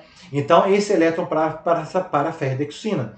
A ferredoxina, ela pode transferir esse elétron para a ferredoxina NAD-P redutase e dessa forma, esse elétron vai, na forma final, para constituir uma substância orgânica conhecida como NADPH, tá bom? Então, esse daqui é o processo cíclico que a gente falou. Mas vocês viram que nesse processo todo aqui, ó, percebam que gera-se H+, prótons H+, devido à fotólise da água. Fotólise que é devido à fragmentação da água, devido à ação da luz, né? A ação da luz indireta, né? Porque quem de fato vai promover essa degradação da água seria as subunidades presentes no complexo do fotossistema 2, tá? Porque vocês percebem que o fotossistema 2 é um complexo enzimático super complexo, como o próprio nome disse, né? Não complexo no sentido de não somente na definição de complexo, de ter várias subunidades, mas complexo também de ter várias reações simultâneas acontecendo concomitantemente naquela região, naquele centro de reação, né? E aí gera-se prótons H+, devido à fotólise da fragmentação, da oxidação da água. Esses prótons H+, eles também podem ser utilizados aqui na formação de ATP. Perceba que esses prótons H+, que estão sendo gerados aqui, que estão vindo também aqui, ó, do estroma, que vem aqui, depois do estroma vem e entra aqui na região do lume, eles voltam depois lá para o estroma através da enzima ATP sintase, né, que é essa enzima aqui. Que é uma enzima, tá vendo aqui esses complexos, 1, 2, 3, 4, esses grandes complexos aqui, 1, 2, 3, 4, são enzimas enormes, né, com várias subunidades, né, e cada uma das subunidades tem uma função pertinente a elas, né. E aqui essa diferença de grado de concentração de prótons H+ daqui para cá vai gerar um gradiente e vai gerar uma energia, um potencial químico para gerar ATP, né? Então é muito interessante todo esse processo aqui, tá? Então essa aqui tá uma visão geral dessas grandes proteínas envolvidas, né, no processo das reações luminosas na membrana do tilacoide, tá, pessoal? Então, olha aqui, ó, que a gente falou do fotossistema 2. Você viu aquele complexo enzimático lá? Naquele complexo enzimático, tem uma parte dele que tem um complexo produtor de oxigênio. Porque quando começa com a luz do ano aqui, luz do ano energia, para a clorofila é excitada, transmite o seu elétron para o fotossistema 2. Fotossistema 2, então, ele vai ficar reduzido, né? Então, vai ficar faltando um elétron aqui. Quem vai doar esse elétron que está faltando? Então, essa vai captar desse carreador YZ. Esse carreador YZ, ele vai pegar desse complexo produtor de oxigênio, que é uma das subunidades, para considerar como se fosse uma subunidade, ou ligada, né, ao fotossistema 2. Então, você vê que o fotossistema 2 ele tem um agente redutor muito forte, porque ele foi tão forte que ele é capaz de retirar, de fragmentar as moléculas de água. E essa fragmentação dessa molécula de água, doando os elétrons ali correspondentes, que vão repor, de certa forma, os elétrons que foram perdidos devido à doação da clorofila. Então você vê que aquele elétron que foi doado, ele vai passar para a feofitina, a plastoquinona A, a plastoquinona B, depois vai gerar a plastohidroquinona, que a gente viu lá, né? A plastohidroquinona vai doar elétron para a plastocianina. A plastocianina vai doar elétron para o fotossistema 1. O fotossistema 1 vai receber energia novamente da luz. Esse elétron, portanto, vai ficar... Esse fotossistema, então, vai ficar reduzido e vai ficar tão fortemente reduzido que vai virar um redutor forte. Esse redutor forte vai doar esse elétron, né, através possivelmente esse A0, né, e A1 são clorofilas, né? E aquele complexo da ferredoxina, o FSX, FSA, FSB, são complexos presentes na ferredoxina, né? E aí, na ferredoxina, né, que eu estou viajando maionese aqui, são complexos presentes na ferredoxina, que vai doar elétron para a enzima, a ferredoxina NADP redutase. E aí, doando esse elétron para a ferredoxina NADP redutase, ela vai pegar o NADP+, doar esse elétron para ele e vai formar, portanto, no final desse processo aqui, o NADPH. Então perceba que aquele elétron que foi doado ali, né, ele está sendo toda hora reposto pelas moléculas de água, né, para ficar em equilíbrio, né.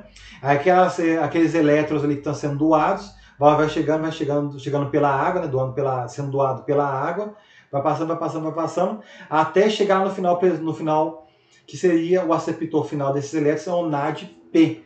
Tá bom? NADPH, portanto, vai ser a molécula final formada nesse processo aqui. Aí você poderia perguntar, mas o que tem a ver? O que tem a ver esse tracejado aqui? Porque o elétron, quando ele é estimulado, ele é excitado aqui, né, ele sai do fotossistema 2, ele pode caminhar todo esse processo aqui, né, até na ferredoxina. e da ferredoxina ele voltar lá no complexo citocromo B6F. E quando ele volta esse elétron lá, ele consegue captar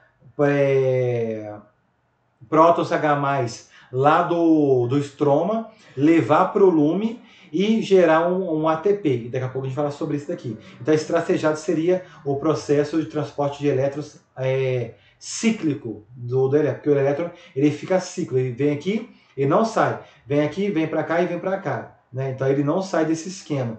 Esse processo cíclico, ele esse elétron, né, que saiu desse processo cíclico aqui, ele não vai formar NADP, a NADPH. O único elétron que vai formar esse NADPH é aquele que veio do processo acíclico, que veio lá daqueles elétrons lá da água, lá, tá vendo? A água foi lá, repôs aquele elétron perdido, e aí vai todo esse processo até chegar lá no final. Beleza? Beber uma aguinha, né?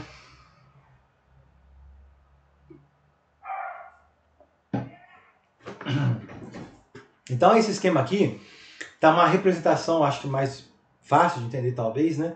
Do que aquele outro lá, que tava o esquema Z da fotossíntese, né? Então, ali, ó, no fotossistema 2 aconteceu a fotólise da água, vocês lembram, né?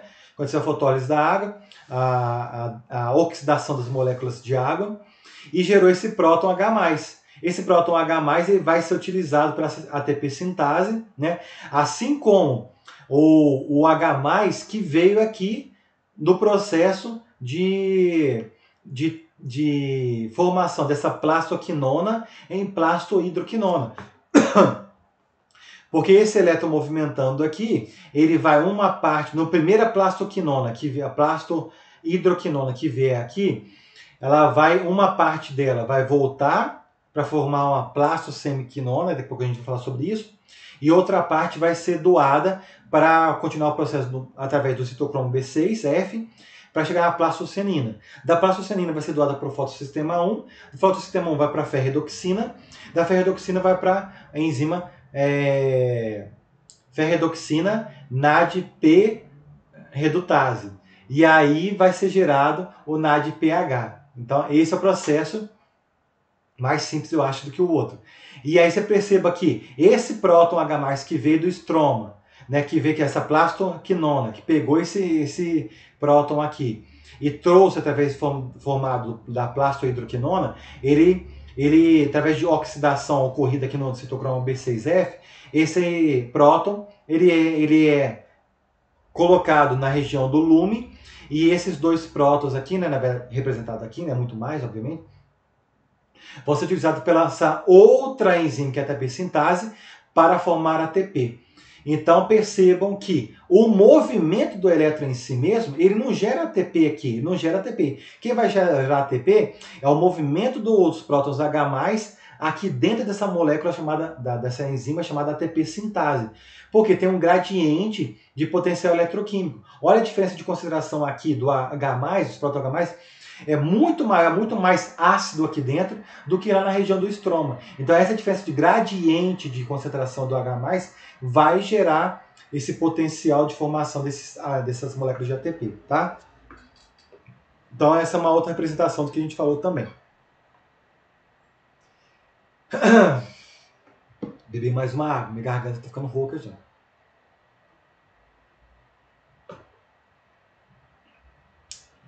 Na aula é bom que vocês ficam parando e perguntando toda hora. Aqui é ruim porque toda hora eu tô falando e a garganta vai secando. Minha água acabou. Vou ter que dar um pause em breve aqui. Então vamos lá, pessoal. Lembre-se que a gente falou que vieram os elétrons da clorofila. Vocês lembram, né? A clorofila foi excitada, doou elétrons, e depois esses elétrons têm que ser repostos, né? E essa reposição acontece de quem? Da água. Se não tivesse água para repor esses elétrons aí, o bicho ia pegar. Então, aqueles elétrons ali, eles vão passar para quem? Para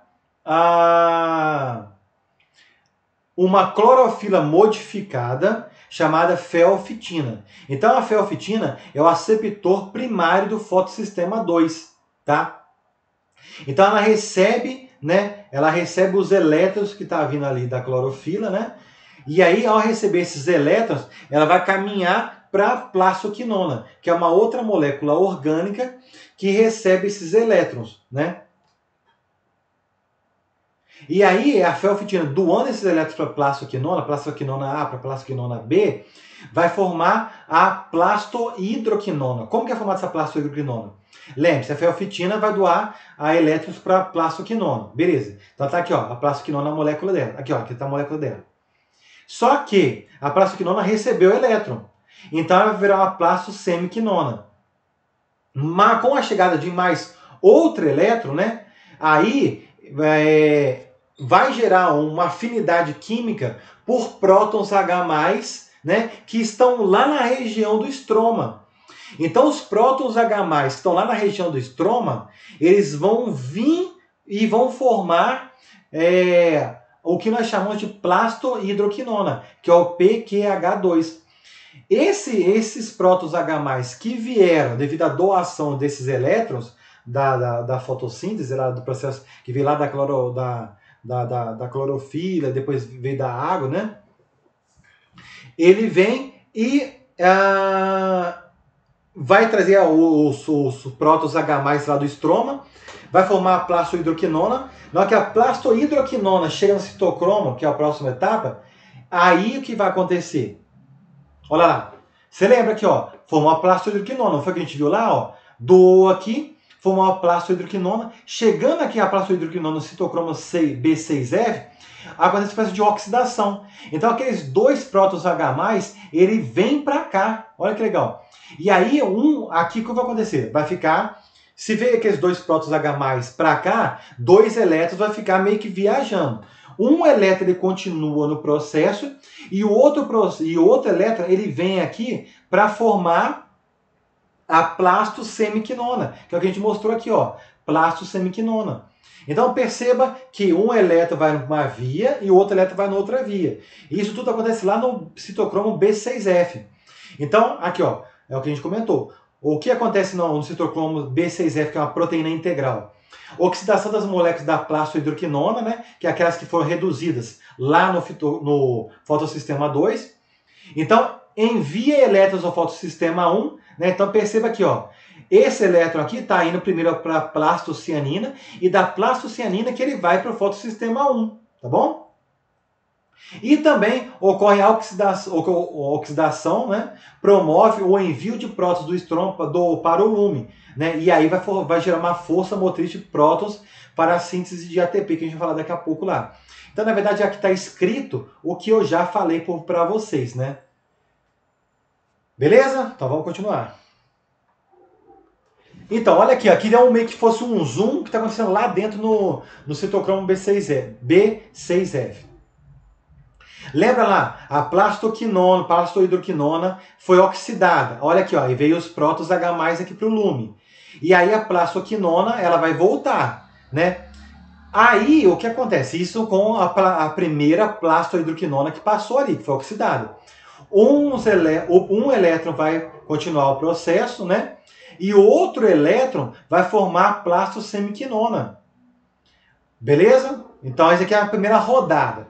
Aí vai vir a segunda rodada da plastohidroquinona. Na segunda plastohidroquinona que está chegando, vai trazer mais dois prótons H+, um elétron vai continuar no processo, e aquele outro elétron que foi doado, olha o que vai acontecer aqui. Aquela plastosemiquinona que estava lá vai receber outro elétron, portanto vai ficar com dois elétrons ali meio que sobrando. E aí o hidrogênio, dois prótons de hidrogênio, falou, opa, que beleza, agora dá para chegar lá porque eu tenho afinidade ali, né? É lógico que não vai compensar, isso aqui é bem esdrúxulo, o meu exemplo. Mas o que vai acontecer? Esses dois prótons estão vêm lá do estroma e une-se aquela plastosemiquinona, né? Porque ela vai estar com aqueles dois elétrons sobrando. Então, formando, portanto, mais uma vez, uma plastohidroquinona. Ficou claro, então, pessoal? Uma possibilidade dessa via aí? Então, tem a primeira ida da primeira plastohidroquinona, depois tem a segunda via, e aí vai juntar cada vez mais prótons H+ ali dentro. E vai formar esse gradiente de concentração que foi mostrado aqui, ó. Um gradiente de potencial eletroquímico, porque aqui é muito mais ácido do que ali. Então esses prótons H+ vão passar por essa ATP sintase para gerar ATP, tá? E aí, continuando nesse processo aí, a gente percebe a necessidade, né, dessas moléculas da plastoquinona e da plastocianina. Por quê? Porque como o fotossistema 2 e o fotossistema 1 são proteínas integrais, enzimas, né, integrais tão grandes, né, de tamanho tão grande, né, o peso em Daltons tão grande, que ela não é móvel na membrana do tilacoide. Então tem que ter um mensageiro, um intermediador. Então a plastoquinona é uma molécula hidrofóbica que ela é localizada naquela membrana ali, naquela região ali entre membranas, da parte externa, da parte interna da membrana do tilacoide.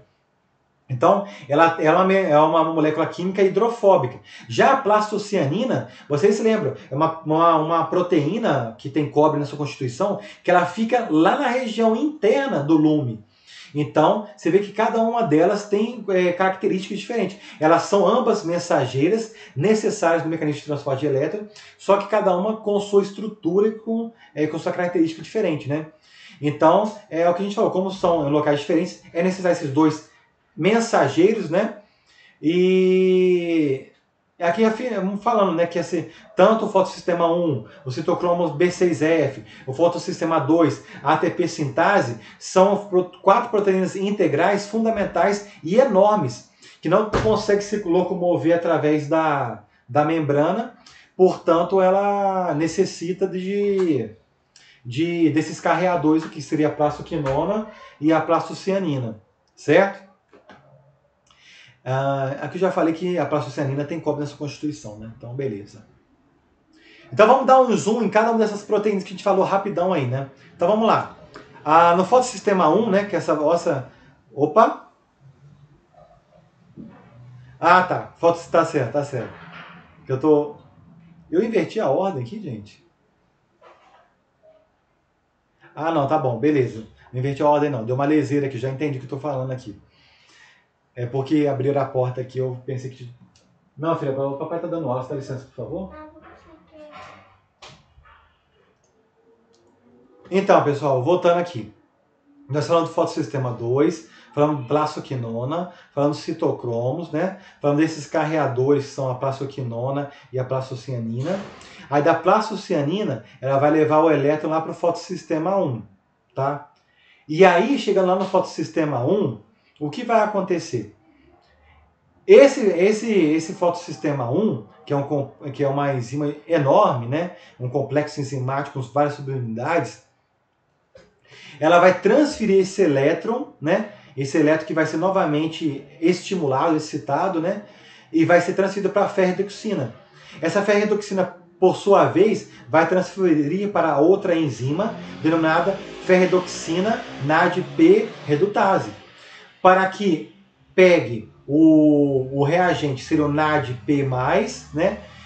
E um próton H+, e transforme dessa forma o NADPH, que será utilizado lá no processo da carboxilação, tá bom? Então, é lá no fotossistema 1 que acontece a redução do NADP a NADPH. Entendeu? Beleza? E aí, pessoal, dessa forma a gente compreende que o elétron que saiu lá do iniciozinho, né? E vai passando, e quem vai ser o aceptor final vai ser esse NADP, que vai se transformar em NADPH. Ok?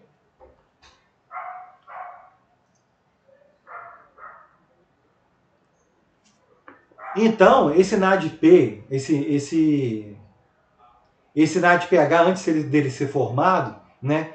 Esse elétron que está saindo do fotossistema 1, ele passa por um aceptor primário, que ele alguns estudiosos consideram, não é, como uma molécula de clorofila, porque ainda não tem certeza, como uma molécula de clorofila mais uma quinona ou uma filoquinona.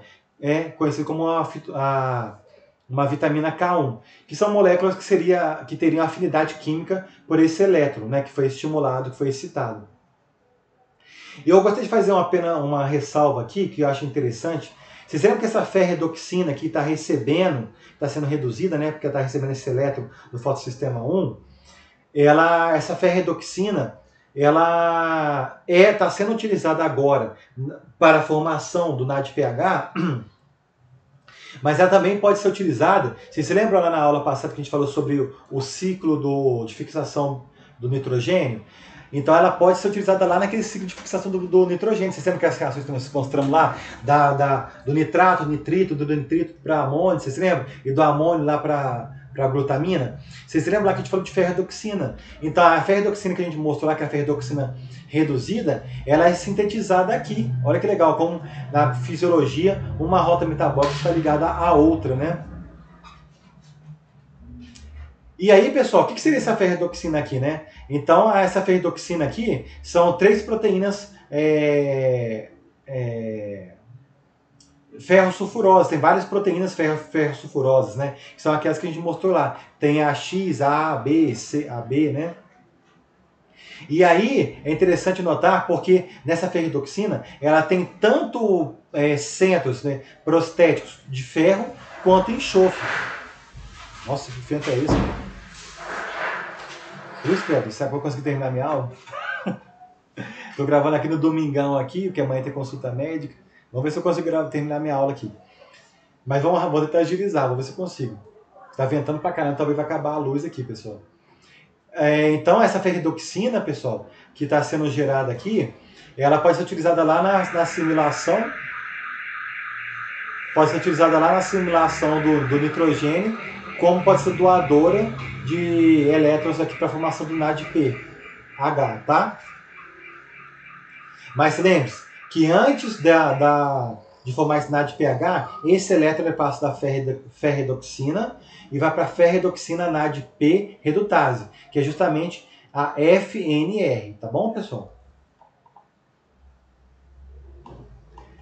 Então, eu falei várias vezes, mas vale a pena ressaltar aqui, né, que esse mecanismo que nós estamos falando, que é o mecanismo de transporte dos elétrons, né, que ele começou lá do fotossistema 2, né, e foi passando pela plastoquinona, chegou no citocromo, depois foi para a plastocianina, a plastocianina foi para o fotossistema 1, depois passa né, para ferredoxina, né, pelas proteínas sulfurosas, ferrosulfurosas, chega na ferredoxina, e depois chega na última enzima e na formação do NADPH. Esse processo de transporte de elétrons é transporte considerado como transporte acíclico, porque o elétron ele não volta, né? Ele saiu lá, né? Você lembra lá da água, foi do outro, aqui a clorofila doa o elétron, né? Ela é reposta pelas moléculas dos elétrons da molécula de água, e aí esse elétron aqui que foi doado lá, ele não volta. Mas assim como tem um processo acíclico, tem um tracejado aqui que é o cíclico, que ele começa no fotossistema 2, no fotossistema 1, perdão, né? O elétron é excitado, ele vai para a ferredoxina, só que da ferredoxina ela volta para o complexo B6, para o complexo citocromo B6F. E lá ele faz parte daquele processo de formação da plastohidroquinona, né? Onde vai ser responsável pela translocação daquelas moléculas, daqueles prótons H+ do estroma para o lume do tilacoide. Aí você poderia perguntar, mas Ramon, o que tem a ver? Por que eu tenho que saber isso daí? Por que eu tenho que saber essas coisas tudo de fisiologia aí? Primeiro, se você, como engenheiro agrônomo, sabe o que está acontecendo dentro da planta para que ela produza mais grão, para que ela produza mais matéria seca, para que ela produza mais, sei lá, lipídios, proteínas, né? E todos os processos decorrentes da fotossíntese está no curso errado. Você tem que saber o que está acontecendo ali. Porque ali vai influenciar diretamente lá na parte fitotécnica. Porque tem algumas plantas que suportam mais luz, outras que suportam menos luz, né, que eu não vou entrar no mérito aqui. Mas além de você saber como que a planta está produzindo, né, mais grãos, né, ou crescendo, enfim, Existem alguns grupos químicos de herbicidas que eles atuam justamente nesse processo do transporte dos elétrons, né? Igual, por exemplo, aqui, ó, o diuron, ele atua, né? Ele é uma molécula que tem afinidade química, portanto, ele atua ali, ó, justamente entre as plastoquinonas, entre o fotossistema 2 e o fotossistema 1.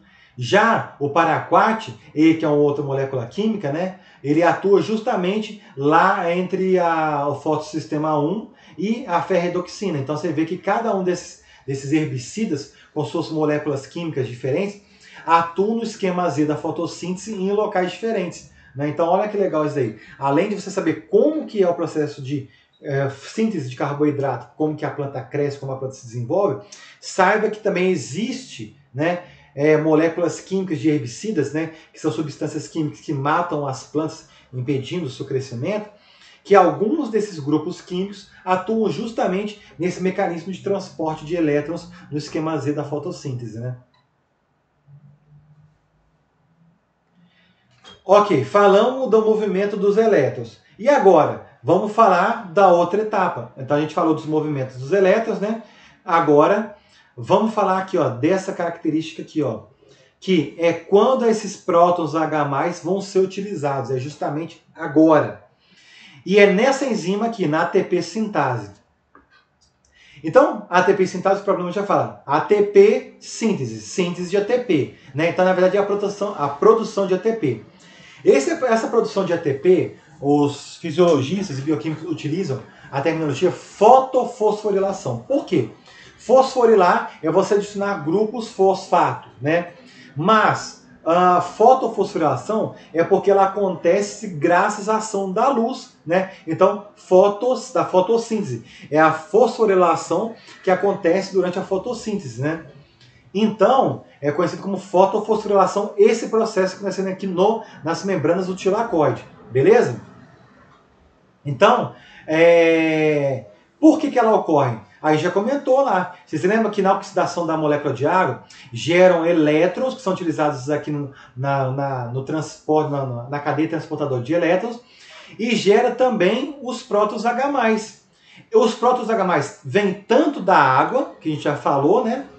Quanto vem também lá do estroma. Você lembra que a gente mostrou lá? Quando vinha lá da plastoquinona, formando a plastosemiquinona, e aí vinha uma outra e trazia os prótons H+ lá do estroma e despejava aqui no lume, quando era oxidada a plastohidroquinona no citocromo B6F. A gente falou isso já em slides anteriores, né?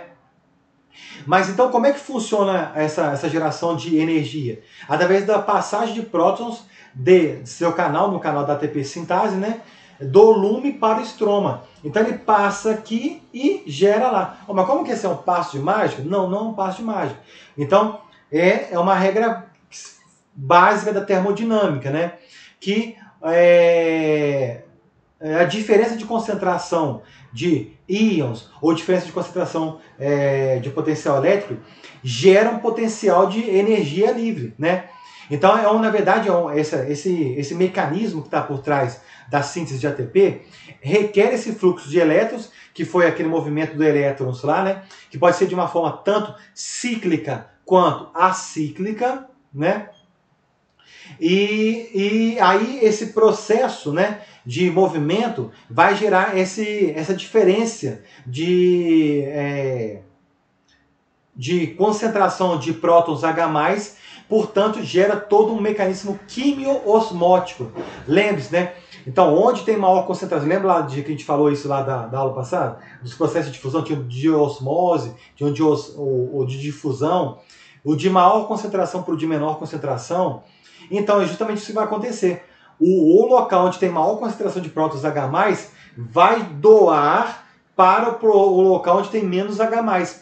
Só que essa diferença vai ser utilizada, essa diferença, né, de concentração de íons, vai ser utilizada para gerar energia. Então é justamente o que está acontecendo aqui, ó. Vai ser uma fonte de energia. Então, um potencial químico de elétrons, né? Ó, a diferença de pH, porque o lume tem mais prótons H+, portanto é mais ácido.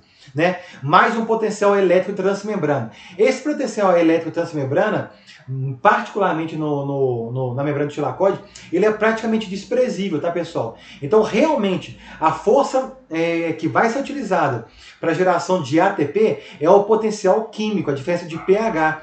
E isso vai gerar uma força motora de prótons, né? E aí vai gerar uma energia, e essa energia vai ser utilizada para transformar ADP mais fósforo inorgânico em ATP. E esse ATP é a molécula energética que é utilizada em todos os seres vivos, a maior parte dos seres vivos que tem no planeta, né? Você aí, você que está me assistindo agora, nas plantas, né? Então a ATP, adenosina trifosfato, é utilizada em vários processos bioquímicos, como vocês já aprenderam lá na bioquímica, né?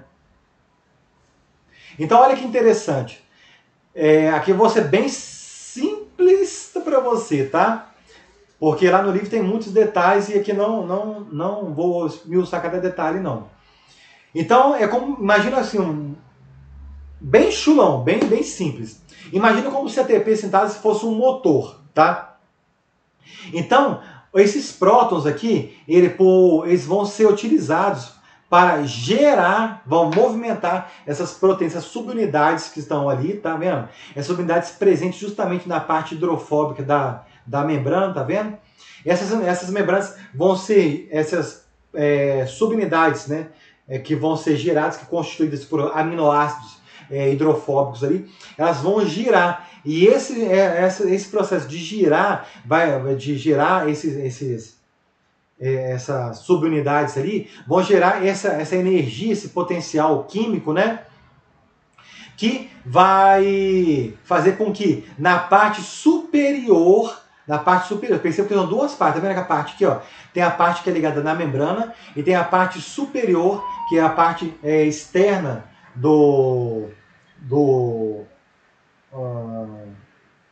a parte externa da membrana do tilacoide, porque é uma proteína transmembrana, né? Ixi, deu um pico de energia aqui, pessoal. É a parte transmembrana que vai ser utilizada nessa parte externa aqui, que é conhecida como CF1, que vai transformar ADP e fósforo inorgânico em ATP. Na verdade, são geradas 3 moléculas de ATP a cada rotação dessa parte aqui, essa parte central, que seria esse motor aqui. Pensa como se fosse um motor de carro, sabe? Cada giro aquele ali, cada rotação completa ali, vão gerar 3 moléculas de ATP na parte superior. E, segundo alguns cálculos, são necessários 14 prótons de H+, e 14 prótons de hidrogênio, para serem necessários um movimento completo dessas subunidades e, portanto, gerar 3 moléculas de ATP. Vou andar mais rápido. Beleza, então, pessoal. Aí, como vocês viram aí, vai gerar ATP. Esse processo de gerar ATP na fotossíntese é conhecido como fotofosforilação. E ela pode ser duas formas. Ela pode ser acíclica, né, e cíclica.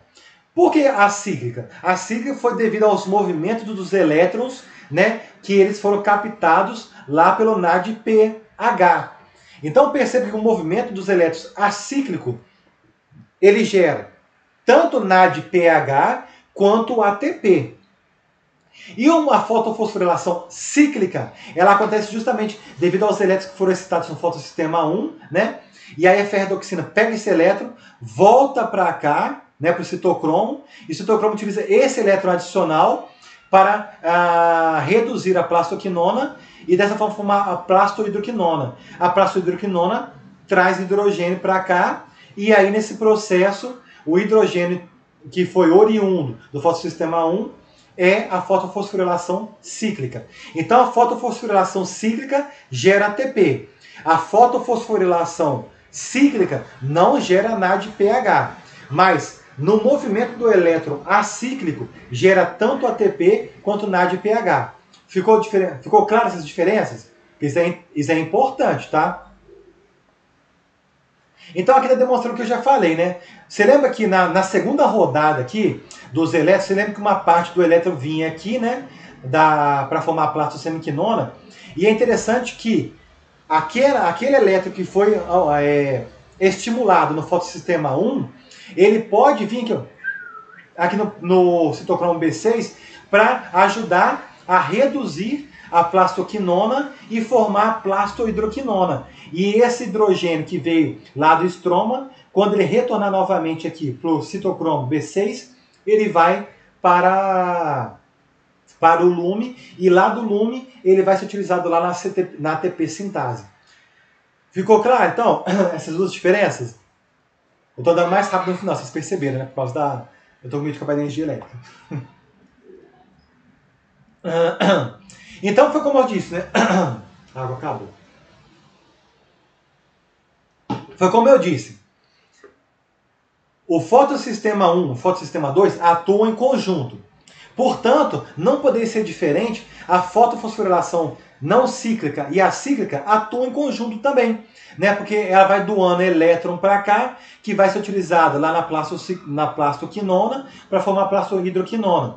Assim como o elétron também, da forma acíclica, ele vai direto no final do processo. Um vai ser, vai ser utilizado para a formação do NADPH, e o outro ele vai se retornar ao processo para formar a plastosemiquinona.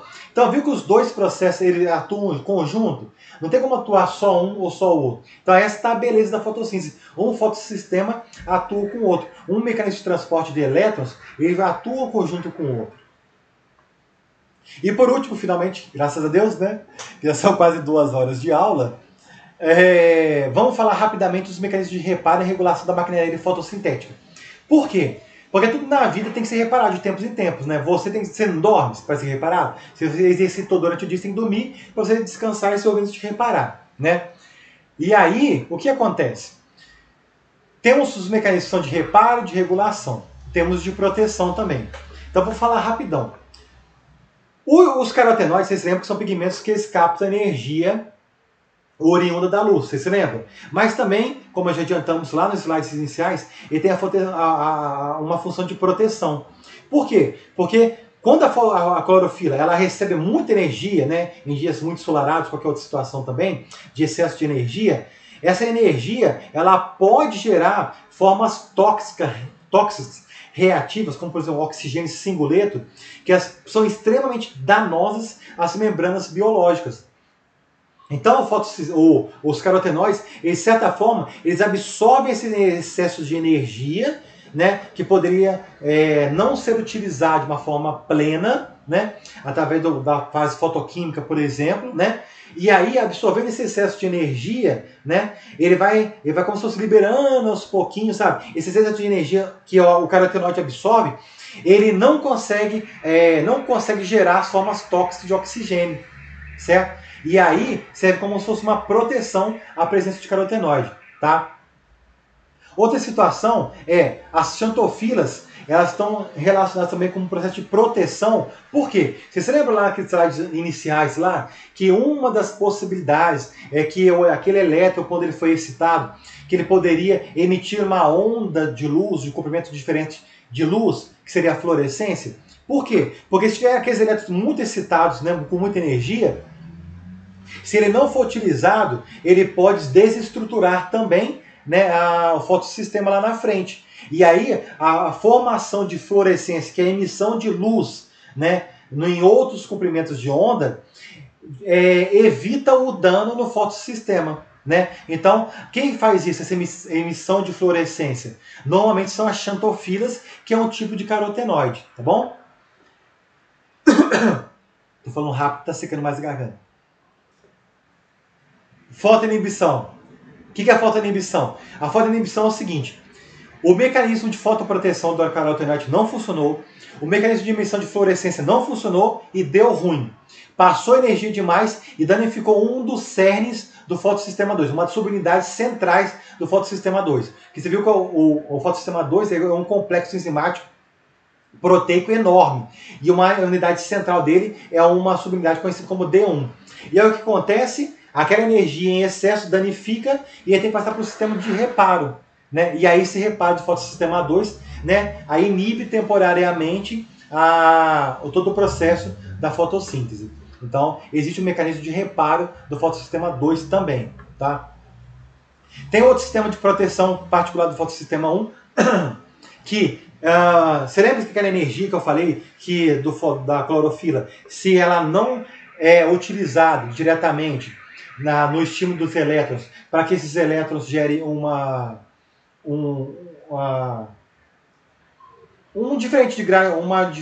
diferencial de gradiente para que gere uma energia, uma reação fotoquímica, essa energia que é obtida pela clorofila, que não for utilizada rapidamente, ela pode gerar formas como peróxido de oxigênio, né, que são extremamente tóxicos também para a planta. E aí, particularmente no fotossistema 2, no fotossistema 1, enzimas como o superóxido de dismutase e o ascarbato peroxidase são enzimas que atuam para minimizar a formação desses superperóxidos, né, para que eles não danifiquem o fotossistema 1, tá? E por último, o último sistema de regulação desse sistema todo complexo da fotossíntese, né, seria a regulação do funcionamento do fotossistema 2 e 1. Porque vocês lembram que eu falei que os dois funcionam em harmonia, pelo menos deveria. Mas vamos supor que por algum motivo o fotossistema 2 não está funcionando. Estou vendo se está chovendo aqui no meu livro. Vou até tirar o livro aqui. Não está funcionando no fotossistema, meu queridinho aqui. Não está funcionando de uma forma adequada o funcionamento dos dois. Aí o que acontece? Tem uma enzima quinase. O que é quinase? São enzimas que elas fosforilam. O que é fosforilar? Colocar grupos fosfato, né? Então, a ação... O que acontece? Se o fotossistema 2 está funcionando muito mais que o fotossistema 1, vai acontecer uma alta concentração de plastohidroquinona, né? Aí o que vai acontecer? Essa enzima que é essa quinase, ela vai adicionar grupos fosfato, vai promover uma fosforilação, né, desse complexo proteico, do pigmento proteico complexo de antena, né, que a gente falou lá no início da apresentação. Um pigmento proteico de antena, um complexo antena, né, que é o Light Harvesting Complex 2, ele vai fazer com que essa adição desse grupo de fosfato vai acontecer vai repelir esse complexo antena do fotossistema 2 e ele vai migrar em relação ao fotossistema 1.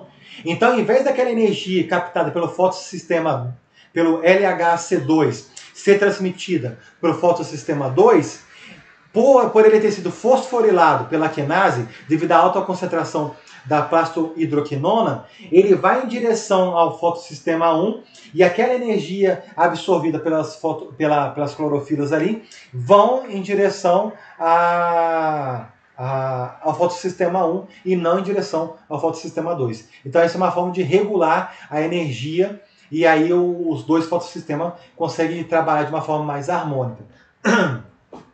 Pessoal, então era isso que eu tinha para falar. Eu falei rápido, eu sei, desculpe. Tinha muita mais coisa para falar aí. Então, pelo amor de Deus, qualquer dúvida, vocês entrem em contato comigo aí, para que a gente não deixe uma coisa acumular na outra. Porque na próxima aula, eu vou falar como essa energia aí, o ATP é gerado e o NADPH gerados, eles vão ser utilizados na próxima etapa, que seria a parte da carboxilação, que vai acontecer lá no estroma. Beleza? Então, obrigado pela presença de vocês aí, né? E obrigado pela paciência. Fiquem com Deus. Um abraço. Tchau, tchau. Até a próxima aula.